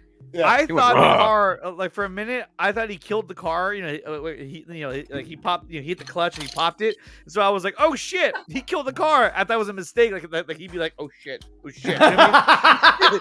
To show I think it's only year two. He's like, year two Batman. I think it was he wanted to get he wanted to get the Penguin alone because he said that shit. That's pretty good. Okay, and then when Penguin's car flipped over like a million times, no fucking airbags, right? Whatever. Yeah, no okay. airbags. But another character that should have scene died. when he's walking towards him, upside down. Badass scene. I love the scene all up until you see him go. Yeah, he bends down. I was like, why am I seeing it this? should have he should have just stood in front of the car and like it should have just gone to black. Not like. I liked it. Are you okay? I thought that was a good. Yeah. I felt like that fell into the category of like subtle humor, where he just goes, "You got me, huh? Sure, you did." Yeah. Kind He's of like, you want to exchange insurance information? Like, everyone back there, they're all dead. They're all dead. Yeah, everybody got I don't know what you're gonna do. I use Geico. It's like, do you have the app? I just filed a claim. Anyway, I'm gonna go interrogate you. But I mean, look, when you compare this movie to like, what Zach did, is what I was saying the other night, was that at least when Zach killed people with the Batmobile, they were bad guys. These guys, there were some pedestrians. They were just trying to get home from work. Like it's a rainy day. I hate this city. He was trying. No. He was chasing Penguin, and Penguin was causing all of that destruction on the highway. He the one that hit the truck and caused the SUV to spin. He did that shit. Those were innocent people. Well, but what is they're on Penguin's hands, not Batman's. Yeah. Oh, he ran off. Oh, he's not going to defend himself. Oh, okay, good. Yeah. Sorry, my kid was calling me. He's like, Daddy. Like, what? It's like, yeah, watch Batman. He's like, oh, what? All right. Yeah, we're watching Batman right now. Here you go, buddy. But for me, I guess one of the issues that I had with the film, just overall, wasn't really so much the Joker thing. It was for me, it was. I thought the film kind of should have ended when he incarcerated the Riddler, and they had that exchange and all that. The 7 vans that just felt like an afterthought. It didn't. See, I don't think it was an afterthought. I kind of felt like the bomb should have gone off. While I was watching the film, I was like, I liked being in the world still, but I was like, okay, what are we doing? Why do we need to flood Gotham? I don't get it. It was never a thing until after they found it in the room. They kicked back the carpet and all that, and they were like, oh, by the way, there's bombs. Well, when he's in there with the Riddler and he's talking through the glass, the Riddler says some shit like, yo, like we were supposed to be here while this happens. He doesn't. Yep. And he's like, what do you mean? What happens? So I think, look, and there's a lot of people that talk about the third act. I think the third act is there solely to show Batman actually saving motherfuckers, not just whooping ass.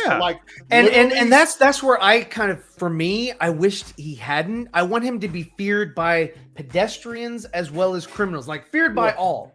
Right? Yeah. Especially in year 2, like just feared by all, like, you don't know whether you can trust him or not.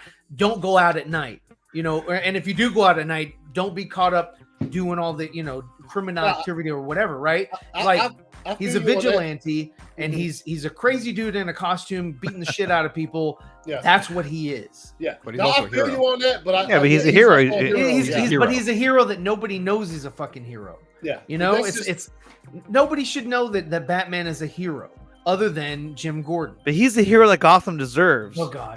But not the one in you right now. No, it shouldn't be like, oh, hey, Batman's a fucking hero. I think also he's a hey, you know what? I don't care what you guys say. I think also it was there because there's a certain thing in the Dark Knight Returns where Gordon, as he's handing over his commissionership to what's her name again? His daughter? Ellen Yindel. Yeah, and he says there's some comments in there about friends, and I think that was also used to show the mayor that you have this, you got somebody, like, you know what I'm saying? Because her coming in, remember when he tried to reach out to her first, she was just like, nah, bro, not taking your hand, and then he was just like took the kid's hand, and he looked back at her, and then she was just like, "Yo, body." Like I think. Sorry, Gillis. You not failed again. This is not an afterthought. Really wanted to spoon with Batman and watch Gotham drown from the safety of the Arkham cell that was apparently not at sea level. Hashtag bad take, Ryan. Yeah. No, I felt like the movie was sort of kind of over, right? And that was just for me. I was like, okay, I would have been fine if they had ended it there. I would have been like, yeah, okay.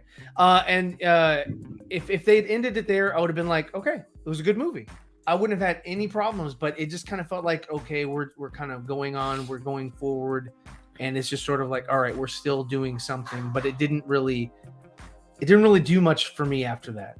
I liked it. I kept liking, the situations were still in Gotham because I like seeing all this other stuff. It felt like the story sort of ended right there in that cell. Yeah. When he was like, you're a nobody, nobody's gonna know you, all that kind of shit. But see, here's the thing though, see you later. Is that like you're frozen like this? I see your point, but the thing is that like I love the fact that that he missed something. That Batman in the midst of all the shit that was happening, he missed something, and he was like, "What did you do? What did you do?" He's like, "Oh," and he's like, you're not really not as smart as I thought you were. And then what does he do? He goes back to the crime scene because he's like, "Dude, I missed something. What was it?" And then the cop goes, "Hey, it's a carpet tucker." What? Yeah, but how was the evidence from the first killing magically at his location? No, he did on purpose because he wanted him. So like no, but I know what you're saying. The evidence would have been removed from that room and taken back to the GCPD. He took it. How did he get into GCPD? No. What I'm saying was is there in a bag, like all like organized. No. So the Riddler took it when he killed the mayor. No, he took it when he killed the mayor. He didn't leave it there.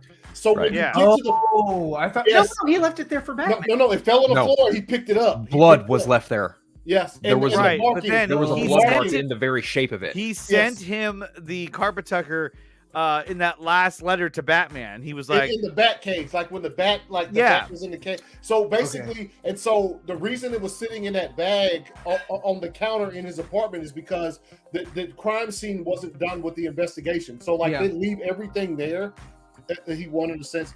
Well, he was crying at the time. And I thought about that too. I was like, so if Batman hadn't done what he did and pulled the stuff back, they wouldn't have detonated. No, it was going to detonate. It was going to detonate either way.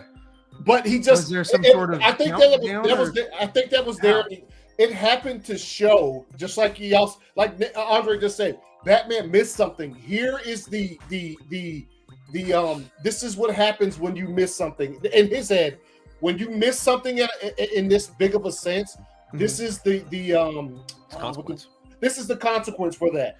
So I don't know if he would have been able to stop it, but he would have if he had found that thing 2 hours earlier. Maybe he figures it out because he's Batman, but he doesn't. And but so, that's like, the thing. Yeah, it's year 2 Batman, and right. because this is year 2 Batman, you even see him kind of fudge up a little bit earlier on, like when him and Gordon confront Penguin. Yeah, I liked that. I liked that part with the Penguin, and that's the only part that I actually laughed about was when he was like, "No comprende," no hablo español. I love that. I'm the only one here who knows that was a funny joke. That was my funny joke in the film. But yeah, I like that interaction. Like, this was good because this is bad. Yeah, he got the Riddler. He won in that sense, but on the big grand scheme of things, he didn't see the bigger picture, and therefore the consequence of that is now Gotham City is underneath water. There's going to be a power grab. Martial law is in effect. Things are going to get fucking and that's one of the nuts reasons why I was like, we've got it. It's got to be fairly close to in timeline for the sequel to like, okay, what was the effect of this, and what who's got this, and is Maroni? Okay, you guys have seen this more than once. Is Maroni dead? No, he's incarcerated. He's incarcerated. Yeah, he's incarcerated. He's in Blackgate. Falcone is dead. I hated that, and that was another thing I did not like.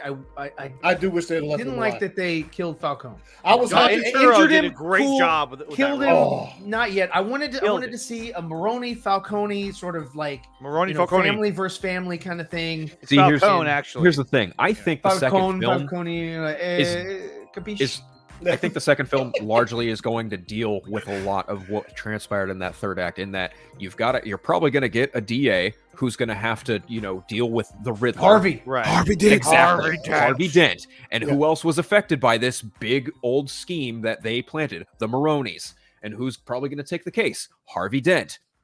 Yeah. There you go. But see, this is my point. Okay, so you have the flooding in Gotham, right? So martial law has been put in place.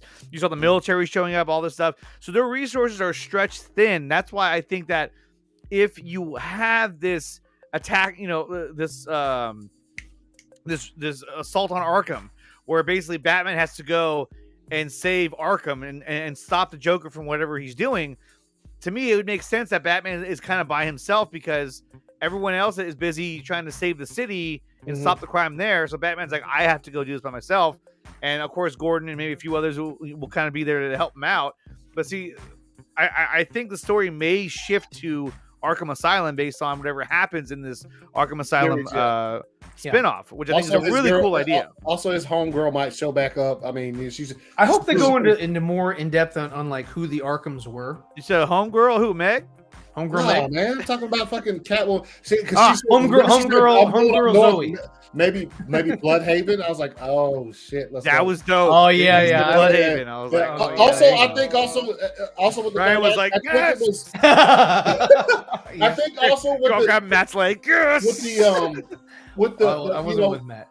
The 7 bands. I think also it was like, if you didn't already know, let us push this point home. The Riddler is a fucking psycho. So let's blow these 7. You know what I'm saying? Let's do this after he's already caught to let you know this dude is an absolute menace, and you should be worried about him in the future of this whatever they.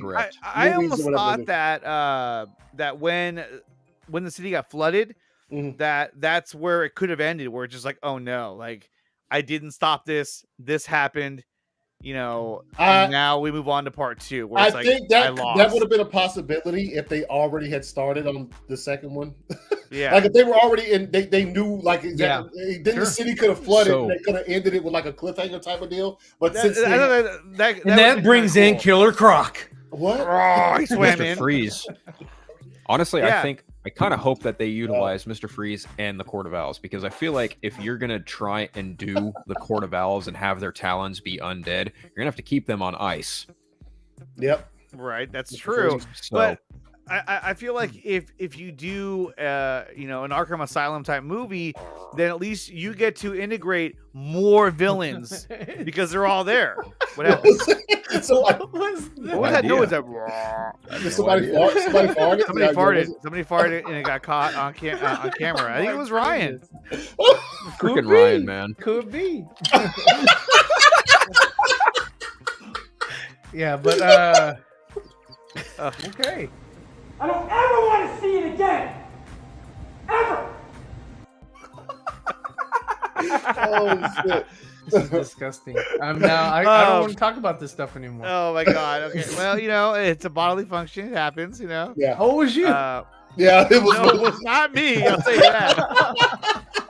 I was talking while it was happening. I'm like, hold on. You can talk. I know you can. You can. Yeah, he's like, I was so excited. I was like, yes, Origins, Arkham Asylum.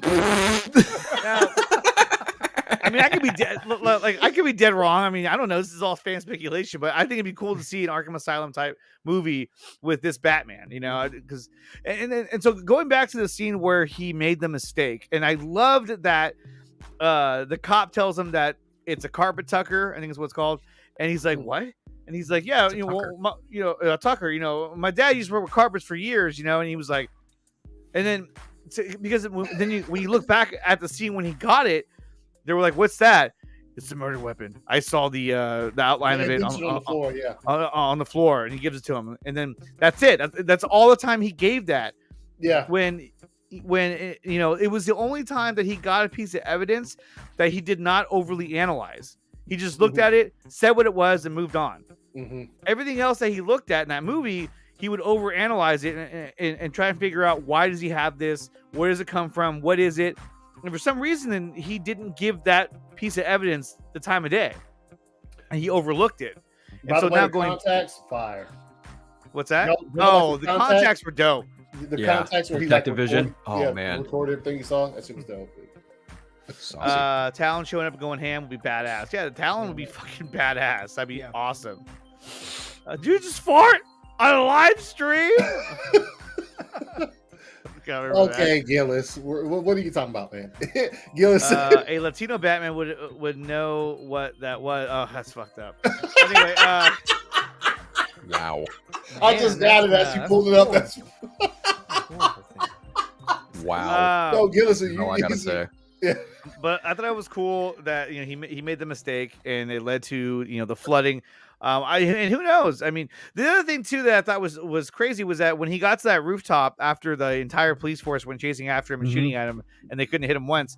When he got to the rooftop, he gets to that edge and he's like, oh, he kind of has like that moment where he's like, oh shit, you know what I mean? No, I saw an interview where he talked about. I can't remember what he said, but he said it was like it because he hadn't used that shit yet. He'd never used that fucking thing. That was his first time. Yeah, so it's like once Batman, you okay, relax, Joe. Damn it. No, I thought it was kind of cool when he did that. I was like, well, for me personally, if that had been me, I'd have died on instant. I would have been like, arrest me! Yeah, arrest me. Take me to jail. But it's funny because when he gets to the rooftop and he stops, the first thing I was picturing in my head was, okay, now you jump off and put your cape out and you glide down. And he was like, oh shit. I was like, oh, he can't do that? Oh my God. I think Matt Reeves didn't, because it's been done a few times before. So I think he thought, let's do something different with Batman. He's like, I don't want to make him a bat. Can we make him more of a squirrel? Yeah, can we make? and then he's soaring down with the GoPro on his head, like. I was like, how do you get a GoPro? And he was hauling ass too. He was like, yeah. And then his parachute hits that bridge or whatever it was. Like, fuck. I was like, oh my God. Yeah, he's dead. He's got probably a shattered hip. You know what I mean? Yeah. Because he had armor on his body, not on his legs. His legs would have been torn up. When it happened, I was like, then it looks painful. He's about to get up, though. Of course. Of course he is. Yeah. He's about to limp off. He's about to limp off. Actually, when he stood up and he was like, oh, the first thing I thought about was Tobey Maguire saying, my back. You have a Spider-Man 2? Yeah. But no, I mean, it was still a fire scene though, and I like that he was able to pull out that suit, and it showed that he thought ahead. That he thought like, hey, in case I ever get in this kind of situation, I need a way to get out of there. And he turns into a flying squirrel, and it's a squirrel bat. Squirrel bat. Bats have wings. Suit. So do falcons. That's true. You know what else has wings? The penguins. Penguins. Stool pigeon. I was like, stool pigeon. When they said stool pigeon, I was like, I was thinking of a bat, but all right, whatever. Yeah.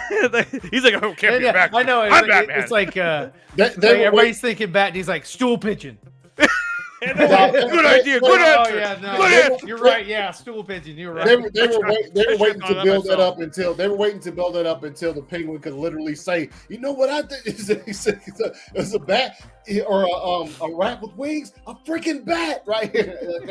When you hear a rat with wings, how do you not think of a bat? Yeah, it's almost like he was like, "Well, I'm Batman. It can't be me." Well, I mean, they even did that in another Batman movie. Rat with wings, do your thing.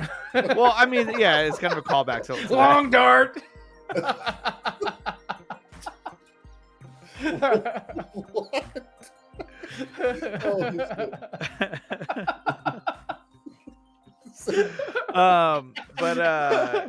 love my Batman puns. Yeah. But overall, though, dude, I really liked the movie. I thought it was really good. It had such a deep story, lots of layers, and it's a story that you could talk about again and again and find different details that you missed the first time. And I think that's what I admire the most about the movie and the story. And look, when you look back at it, it took him. If you take out the pandemic year, it took him almost 4 years to make this movie. And you can tell that he put his heart and soul. He put a lot of thought into this storyline, which I thought the story was fire. I absolutely loved the story.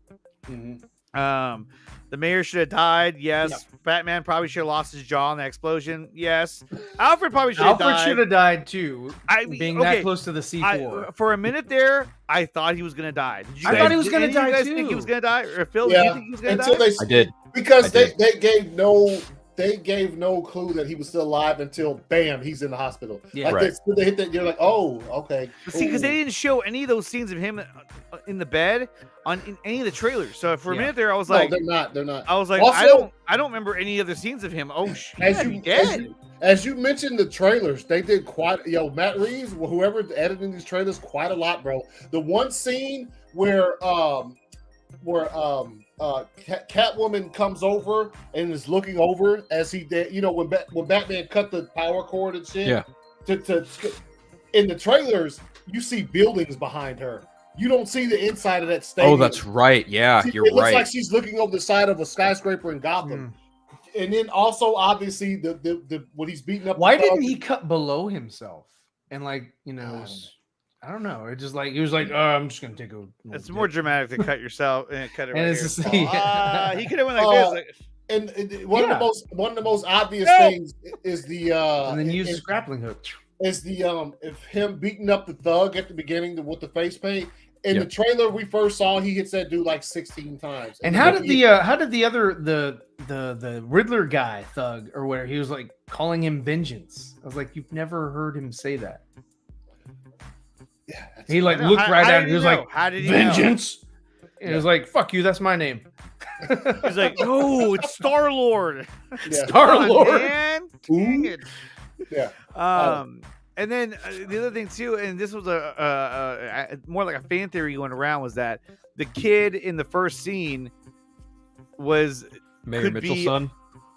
Mitchell's son, the one with the kid in the first Batman scene may have been a Robin, but apparently that's the same actor who plays Tim Drake in Titans. It is. I really hope they don't do that. Where they're like, oh, he's also Tim Drake in this universe too. Yeah, relax. Oh God, no. No, don't do that, please. No. That I'm kind of Jeff Johns would be like, hey, that's great. That's my product. I'm kind of hoping that like if they do like the time jump and they do like jump right into Batman Year 5, fuck it. Do Robin too. Don't even do the origin. Don't even show Dick Grayson losing his parents. Just show him as Robin. And then maybe the driving force behind Robin's story is he's going after Tony Zuko. I don't know. No. Well, but I mean, the fact that they showed the Joker talking to the Riddler, it just, to me, it feels like it's going to pick up fairly soon after the events took place in the first one, because he's going to do something in Arkham Asylum to get out, or to make to do something. Well, I mean, I think they're even going to address the water issue. We'll have to. Yeah, and the water isn't just going to go away. Well, I think they'll show it like the city's being pumped out, or whatever. They're building levees, something like that. I think they're going to show like construction or something like that. Like, hey, it's not just, oh, hey, Gotham's fine now. We're fine here. We're all fine now. How are you? Yeah. I think we cleaned that up. We're good. Boring conversation anyway. I think it's pretty safe to say the Penguin's also probably going to rise to an absorbent amount of power. Oh yeah. He's for sure going to be a crime lord of Gotham. I think Meg said yesterday that he would need a good adversary, and I think she's on the money with Black Mask. I think I'd love to see Matt Reeves do Black Mask. Yes, that'd be awesome.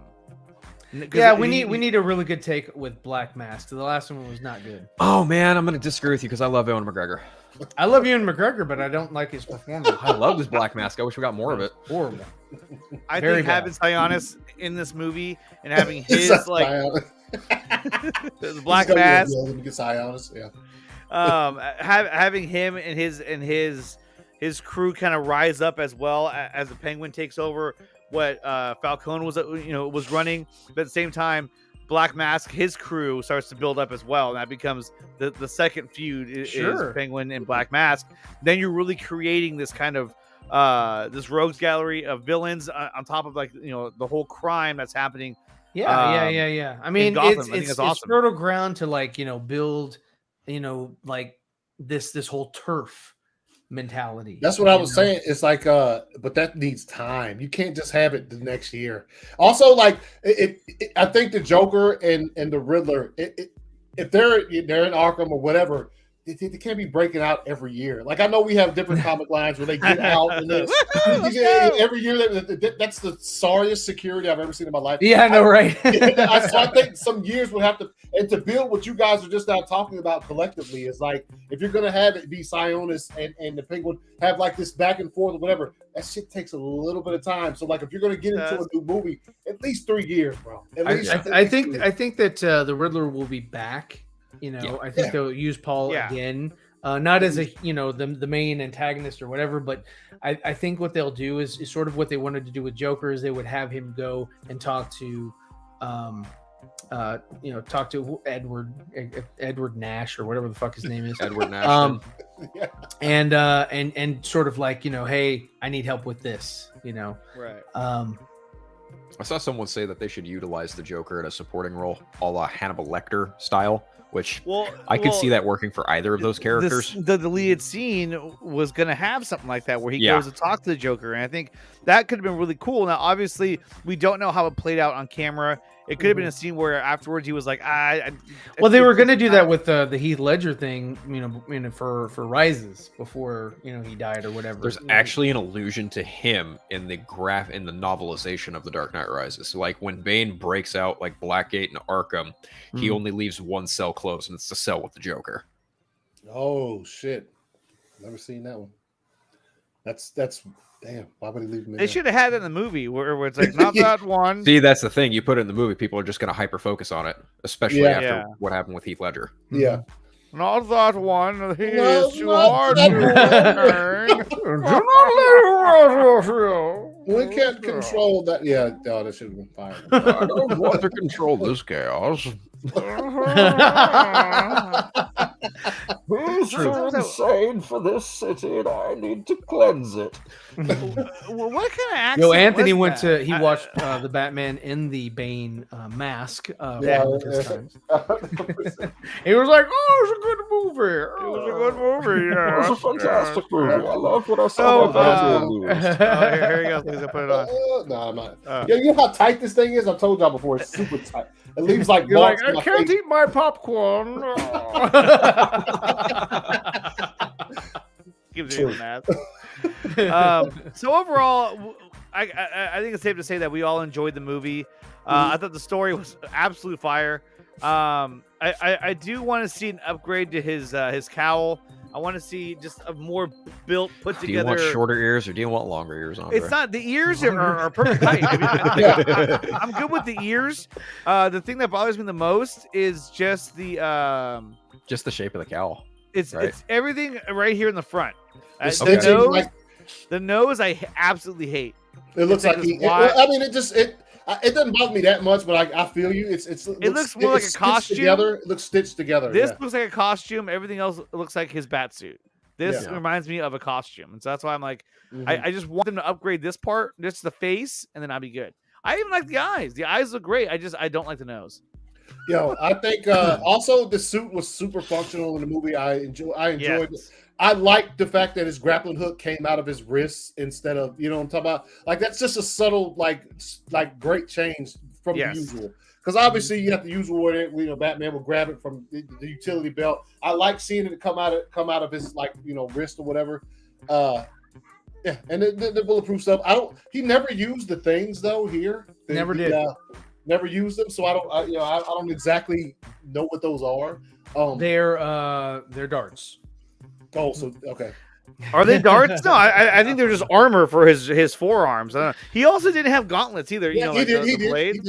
He had the blade. The serrated. Yeah. Yeah, he did. They looked little. Yeah. They were little.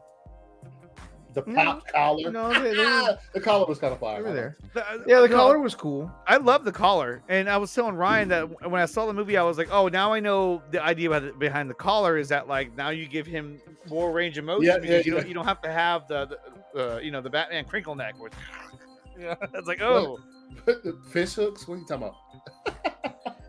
Dude, I loved how it popped out of his wrist, and I loved how he had two of them at one point. Like, yeah, dude, he shoots two of the Riddlers. Like, ah. Yeah. Don't do that. You're going. No, he's making those creaky noises. Like, I was like, what the heck are you doing over there? But guys, if you haven't done so yet, check out the Batman. I think it's worth seeing in theaters. It definitely enhances the effect of the movie. I definitely want to see it again before it leaves theaters. But it was really, really good. And I think, going back around that we talked about earlier, I gave it an 8 out of 10. Ryan gave it 8 out of 10. Anthony was 9.5 out of 10. And Phil, you were 9.5 out of 10. Yeah. I mean, there's only a few movies out there that I would call, like almost perfect. And Ryan and I think are on the same page with Empire Strikes Back. Yes. And Man of Steel. Those two are near perfect movies. No, Empire is perfect. Yeah, I can't find anything wrong with that movie. Empire is absolutely other than he didn't get Irving to come back. Oh yeah, film anything else. But and you said that was his Jedi, I think. Yeah, yeah. And the cast had problems with him. So.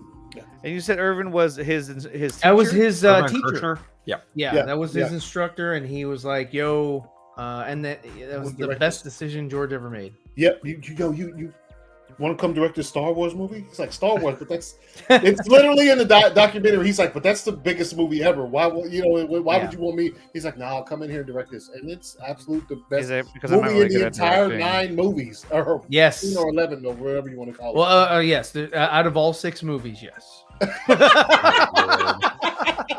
I'm the menace up in here. Out of all 6, Ray! No, the last 3 they are what they are. The guys, final words on the Batman. Are you looking forward to a part 2? Yeah. Yeah. I like we've all been talking about it. It did a great job. I think I'm looking forward to a part 2. Who knows whenever we're gonna get the new castings or things of that nature. Just because it wasn't a thing where they like announced the second one before the first one came out. I think they were trying to watch numbers this week, or for whatever reason.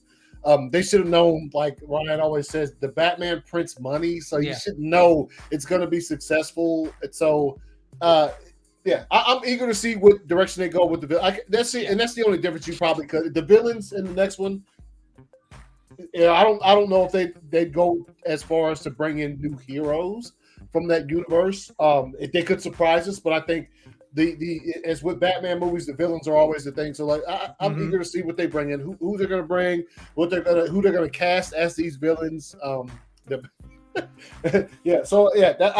excited, and hopefully it doesn't take, which it probably will, but I don't want to wait 4 years for another one. So no, definitely. Okay, so real quick, when you compare the what you've seen so far, is this the best iteration of Batman that you've seen on the big screen? I guess we'll start with Phil. Let's start with you because you were talking. No, you mean solo movie or iteration? No, just on screen. Is this the best Batman that you've seen? Second to Batfleck. Okay. Yeah.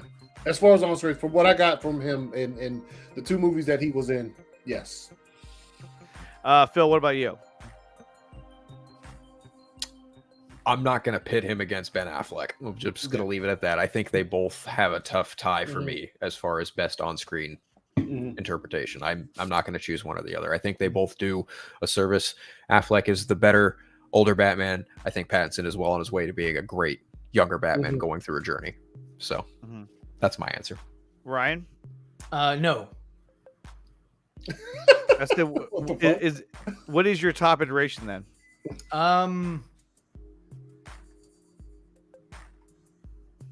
Yeah, it would have to be Batfleck. Yeah. Yeah, it would have to be it would have to be Batfleck.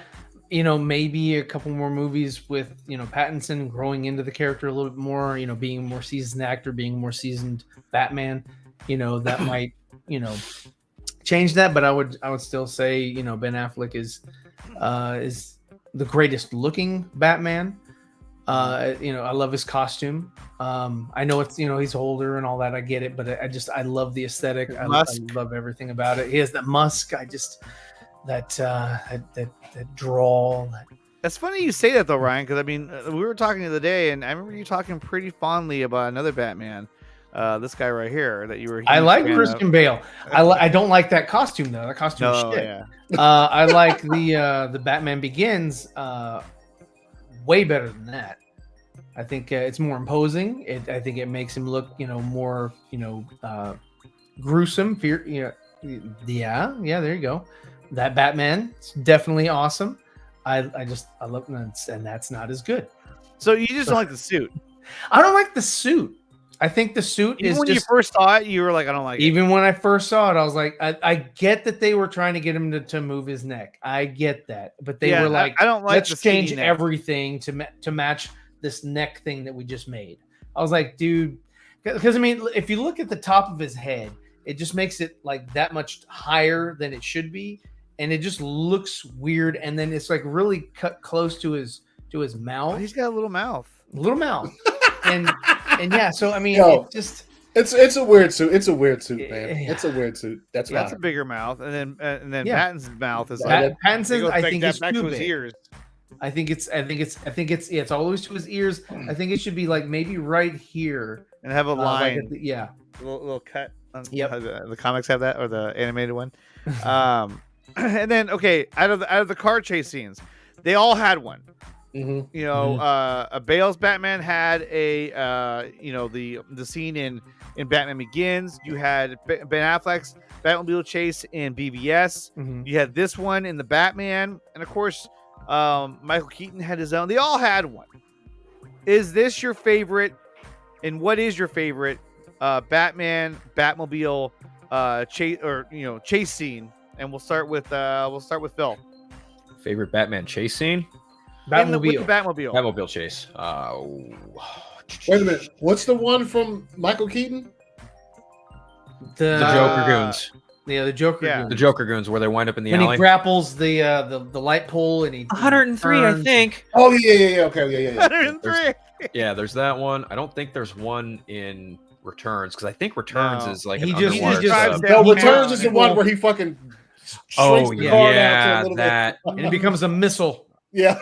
The I think for Missile-mobile. me, I'm probably gonna have to say this one because Better I mean, than the one from Forever though. Forever is like yeah, Forever's not that good. Because the I Dark didn't Knight like has how- a really how the- great how the one. Like, wings, honestly, like, I think the Dark Knight and this one probably are neck and neck for best. But Batfleck's chase scene is probably definitely in that conversation too. I've got a hard time picking between those three. Okay. Ryan? Best Batmobile scene would have to be with Batfleck. Yeah. I liked the scene in the Batman, but I'm not a fan of the car. I think I like Batfleck's car better. It reeks Batmobile for me, and it reeks custom. It's like he built that shit from whatever. Whatever it used to love be. that one. Yeah. Yeah. So I mean, I love Tim Burton's Batmobile, but it didn't. I'm sorry, it's from 1989, so they're not going to have this awesome Well, yeah. face that, you just saw in this Batman movie or even in BVS. So, but for me, the best Batmobile still is going to be Batfleck's Batmobile. As far as aesthetics, there it is. And How did he get in there? he That got guy. in there. He got in He there. got in there. But yeah, no, I like the BVS Batmobile more than the Justice League Batmobile. They're the Okay. same fucking car. No, it's different. Nah, It's bullshit. different. They beefed it up in Bullshit. Justice League. Yeah, they Same beefed it up. fucking car. It's Just got a cannon on top of it. Yeah. Yeah. I can't consider the Tumbler Yeah, Batmobile there's because a lot. yeah. I know. Why can't yeah. you consider this? because Not, this is a Batmobile. it was a camouflage machine that they just gave to I'll him. and say- painted I'll- it. It was not. Look, it this is it what was I- made to make bridges. This is what I say. Yeah, I know it This was is- not this made for is- crime fighting. Yo, hold up. This is what I'll say about this vehicle here. It's a dope looking vehicle, No, it's fire. It's Badass. Fire. but it's just Any main vehicle that Batman / Bruce Wayne drives in a movie is called the what? Batmobile. It's a Batmobile. It's called. No. It's still the Batmobile. I agree with you with the tank shit because it looks like but it's a military type vehicle. It's a military vehicle that was tank. All of them have their moments, bro. Before him, I thought that in Batman Batman Begins when he cut the lights out on the highway and they lost it, that shit was fire, dude. You remember? Oh yeah, no, I mean he used it, that shit was as a Batman would use a vehicle. Yeah. He cut the lights out, just like in the Batman. The Batman used the Fast and Furious car, just like a Batman would use a Fast and Furious car, because he's Batman. I mean, that was a muscle car to the extreme. It didn't have any. It didn't have any guns. Where it didn't have anything. Is Robin gonna sit? It was just a car. It was just a car. As far as chase scenes for me, I have to tie it up. Look, Batfleck mowing cats down in BBS was so fire. I don't give a fuck. Batman, he murked some motherfuckers. Come at me.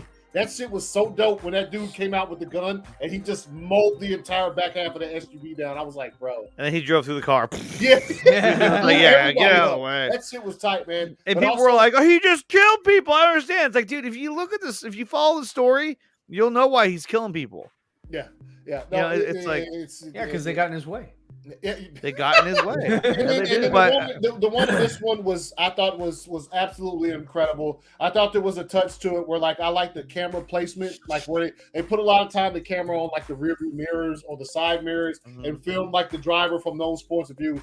I'd give it a tie between those, but I do like the well, I don't even know if he called it a chase scene in Batman Begins. He's just trying to get away from the cops with Rachel, and he's just. When he hit the lights, that shit's fire, dude. I just can't. That shit was dope, man. Yeah, they're like, whoa, there he is. Yeah. Okay, for me, it's Batfleck. That scene with the Batmobile is probably the best one in BVS. And then probably would come Batman Begins scene when he's trying to get away from the police. Yes. And then after that, I think it would have to be probably the one that we saw in the Batman one was good, but remember his car didn't do anything. It was just a fast car. It didn't have any guns. It didn't have any tricks or anything. No tricks, right? It was just a fast car. It had some lights on it. But the way the scene played out though was pretty cool. Okay, so next question is, who had the best Batman theme of all the Batman iterations that you've seen? You know what this theme reminded me of? Jaws. It reminded me of Darth Vader. And that too, the Imperial March. Yes. Yeah. It reminded me of both. So I was like, okay. But yeah, go ahead. What was your favorite theme? Me? I mean, I'm partial. I'll be right back. Go ahead. Oh, good. I'm partial. I'm still partial to the Danny Elfman and Batman animated series. That's dope. I like Hans Zimmer, but it was, and I like what he did for both Bale and Batfleck. Yeah. And then this one here, like I said, it's not bad. It just reminds me of Jaws and the Imperial March.